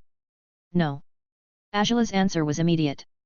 She shook her head hard enough that her hair stirred. I will do it myself. Tai Li opposed her decision. You can't, he's still your father. Angela's face hardened at the reminder. There was no hesitation when he burned Zuko, she said, the memory of Zuko's humiliation fueling her fury. If he can do that to his own son, what is wrong if his daughter did the same to him? Tai Li pressed even so, it is still too dangerous. Your father is still one of the strongest benders in the world. Angela recalled Tai Lung's words, that she would eventually surpass her father, then a sudden bright determination lit her eyes. I don't want to wait for years. Angela thought as she resolved herself. Where is Tai Lung? She asked. He went back to his room to meditate, Tai Li answered. Angela rose before either friend could reply. I need to talk to him. She turned and walked toward the house without waiting, steps quick and purposeful, leaving Tai Li and Mai exchanging anxious looks behind her. Angela was clearly up to something. Chapter 55, A New Path. Angela found Tai Lung's room quickly with the help of one of the Lung estate servants. She knocked once, when his voice said, Enter, she stepped inside. Tai Lung sat in a meditative pose, eyes calm, already looking at her. She drew a deep breath. Please help me become stronger quickly. Help me train. Tai Lung observed her for a long, quiet moment and then spoke, You are angry, angrier than I have ever seen you. Why do you want to train? Is it because of your father? Angela answered without hesitation. Yes. I want to make him pay, and for that I must be stronger, a lot stronger than him. Tai Lung stared at her silently. The resemblance in temperament struck him. She lived for her father's approval, she had trained relentlessly, and now, struck by reality, anger and rage filled her. In that moment she reminded him of himself in his first life, driven toward destruction and revenge when he felt betrayed and everything he worked for crumbled. When one is angry, Tai Lung said slowly, they become blind to the consequences of their actions. A hasty move in a moment of fury can lead to a life of doubt and regret. I know, Angela replied. That is why I want you to help me train, so I don't make a mistake, so I can make Oze pay. Tai Lung took note of how she spoke of her father, how she no longer framed him as father or fire lord like she used to. He knew Oze did not deserve to be called anything, and yet Angela was his child. He answered, no matter how hurt you are, you shouldn't raise your hand against your father. Even if he deserves it, such an action will follow you for the rest of your life. He has to pay. Angela snapped. Tai Lung's voice remained calm. You can make him pay without whatever it is you are intending to do. Angela fell silent, staring at him. Tai Lung continued, your father craves control and dominance. Be better than him. Rise above him and make him watch your back, unable to stop you. Angela looked at him for a long moment, then finally asked, how? Tai Lung smiled. By believing in yourself and following your own path. If you agree to that, I am willing to teach you. Angela's eyes burned with determination. She nodded. Watching her, Tai Lung thought of his first life, of the darkness forged into his being as Oagway had put it. She had a similar darkness inside her, so he made a private decision then, he didn't want to see Angela become a second him. The sea breeze was sharp that morning as Tai Lung's ship cut across the waves, leaving the Fire Nation behind. 2 days had passed since Angela left the palace, and now Tai Lung stood on deck with Tai Li, Mai and Angela by his side. I'm surprised you decided to come with us, Tai Lung said, glancing at Mai. You never struck me as the kind who likes to travel. Mai's expression was flat, her voice as dry as ever. Anything is better than being stuck with my family in Omashu. Tai Lung chuckled and nodded. Fair enough. On the other hand, Angela's golden eyes turned toward him. So what is the plan? Where are we going? Tai Lung shrugged with casual ease. We don't exactly plan our course. Usually, we just drift and see what we'll find. Angela stared at him, utterly speechless. Tai Li laughed, bouncing on her heels. What about the island with only girl fighters? That sounded like a nice place. Tai Lung's memory stirred, Kyoji Island. He had visited the place when he first started traveling. He gave a short nod. Then we go to Kyoji Island first. Mai gave the faintest nod, not particularly caring about the destination, while Angela folded her arms, fixing Tai Lung with a steady gaze. Now that you've decided on the destination, when are we going to start my training? I'll order the soldiers to clear the deck, Tai Lung replied. Then we start. Angela nodded. She had never been more motivated in her life to grow stronger. Not long after, she stood before a strange contraption, a tall wooden post with arms sticking outward, each studded with sharp metal spikes. She frowned, puzzled, and asked, what is that? Tai Lung smiled faintly. This is the gauntlet of the wooden warrior. It's a rotating, steel-studded training post. Your task is to fight it without bending. He stepped closer and struck the post with a heavy punch. The contraption whirred into motion, the spiked arms swinging around to strike at him. With practiced ease, Tai Lung blocked and countered, each hit making the post spin faster and faster, the returning strikes coming harder and sharper. Then he abruptly stopped it and looked back at her. It's your turn. Let me warn you, it's going to hurt, a lot. Angela eyed the rotating post, a flicker of worry crossing her face. For an instant, she wondered if she had made a mistake asking to train under Tai Lung. But just as quickly, she buried the thought. He was the strongest for a reason. If this training had forged his strength, then she would endure it as well. She stepped forward. Tai Lung watched as she began her training, noting how the metal studs repeatedly struck her arms and sides, leaving scratches across her skin. But Angela didn't back down. Each time she was hit, she straightened, sharper, fiercer, pushing herself harder. In that stubborn refusal to retreat, Tai Lung found himself giving her his silent approval. He always thought of the bender's training in this world as soft. Their training was too simple, too safe. As for this, it was Shifu's way, merciless, brutal, and unforgiving. At the side, Tai Li bit her lip with worry while Mai stood with arms crossed, watching closely. Tai Li finally asked, "Is it really okay to let her train like this from the start? She's getting hurt." "Just scratches," Tai Lung replied calmly. "She already has a foundation, and this will make her grow faster. Besides, if she isn't backing down, then you should just support her." Tai Li and Mai exchanged a look, then nodded reluctantly. And so Agila's training began, the same merciless path that had once forged Tai Lung into what he was. Shifu level training. Days later, the ship docked at the shores of Kyoji Island. Tai Li was the first to hop off, her eyes full of curiosity as she looked around. Tai Lung and Mai followed behind her, and at the very end came Agila. She walked with a weary expression, her arms wrapped tightly in bandages. It was plain to see that Tai Lung's training had taken its toll on her. The rest of the ship's crew descended after them, but they had little time to take in the scenery before they were confronted by the Kyoji warriors. Their fans at the ready, they stood in a disciplined formation. Tai Lung folded his arms, his eyes narrowing slightly. "They're still as vigilant as a few years ago," he commented. Meanwhile, the three girls observed the warriors with interest. The strange face paint and elaborate clothing caught their attention immediately. "Hi there!" Tai Li chirped, waving enthusiastically. The Kyoji warriors didn't respond. They simply stared in silence until their leader finally spoke. Her eyes were fixed on Tai Lung. "You are the fire avatar." Tai Lung smiled faintly. "That title reached you, huh?" "Well, I'm not the avatar. The avatar is back, and he's an air nomad." The leader nodded slowly, studying him. "I didn't expect to see you again." Tai Lung inclined his head toward Tai Li. "She heard of you, the island where only girls fight, and wanted to see you in person." Tai Li gave another energetic wave, smiling brightly. The leader's eyes swept over her carefully before she said, "You are welcome here. We still owe you for saving the island from the famine back then." Tai Lung acknowledged the words with only a slight nod. Tai Li blinked and turned toward him. "What famine? You didn't mention a famine." "It's no big deal," Tai Lung replied casually. "Just an oversized fish preventing the villagers from fishing around here."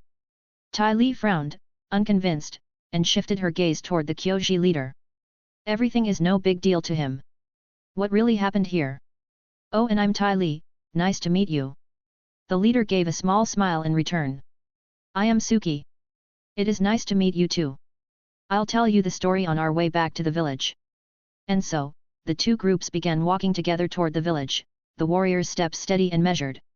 Along the way, Suki began to recount the tale of Tai Lung's first arrival on Kyoji Island and how he saved their island. Thanks for listening.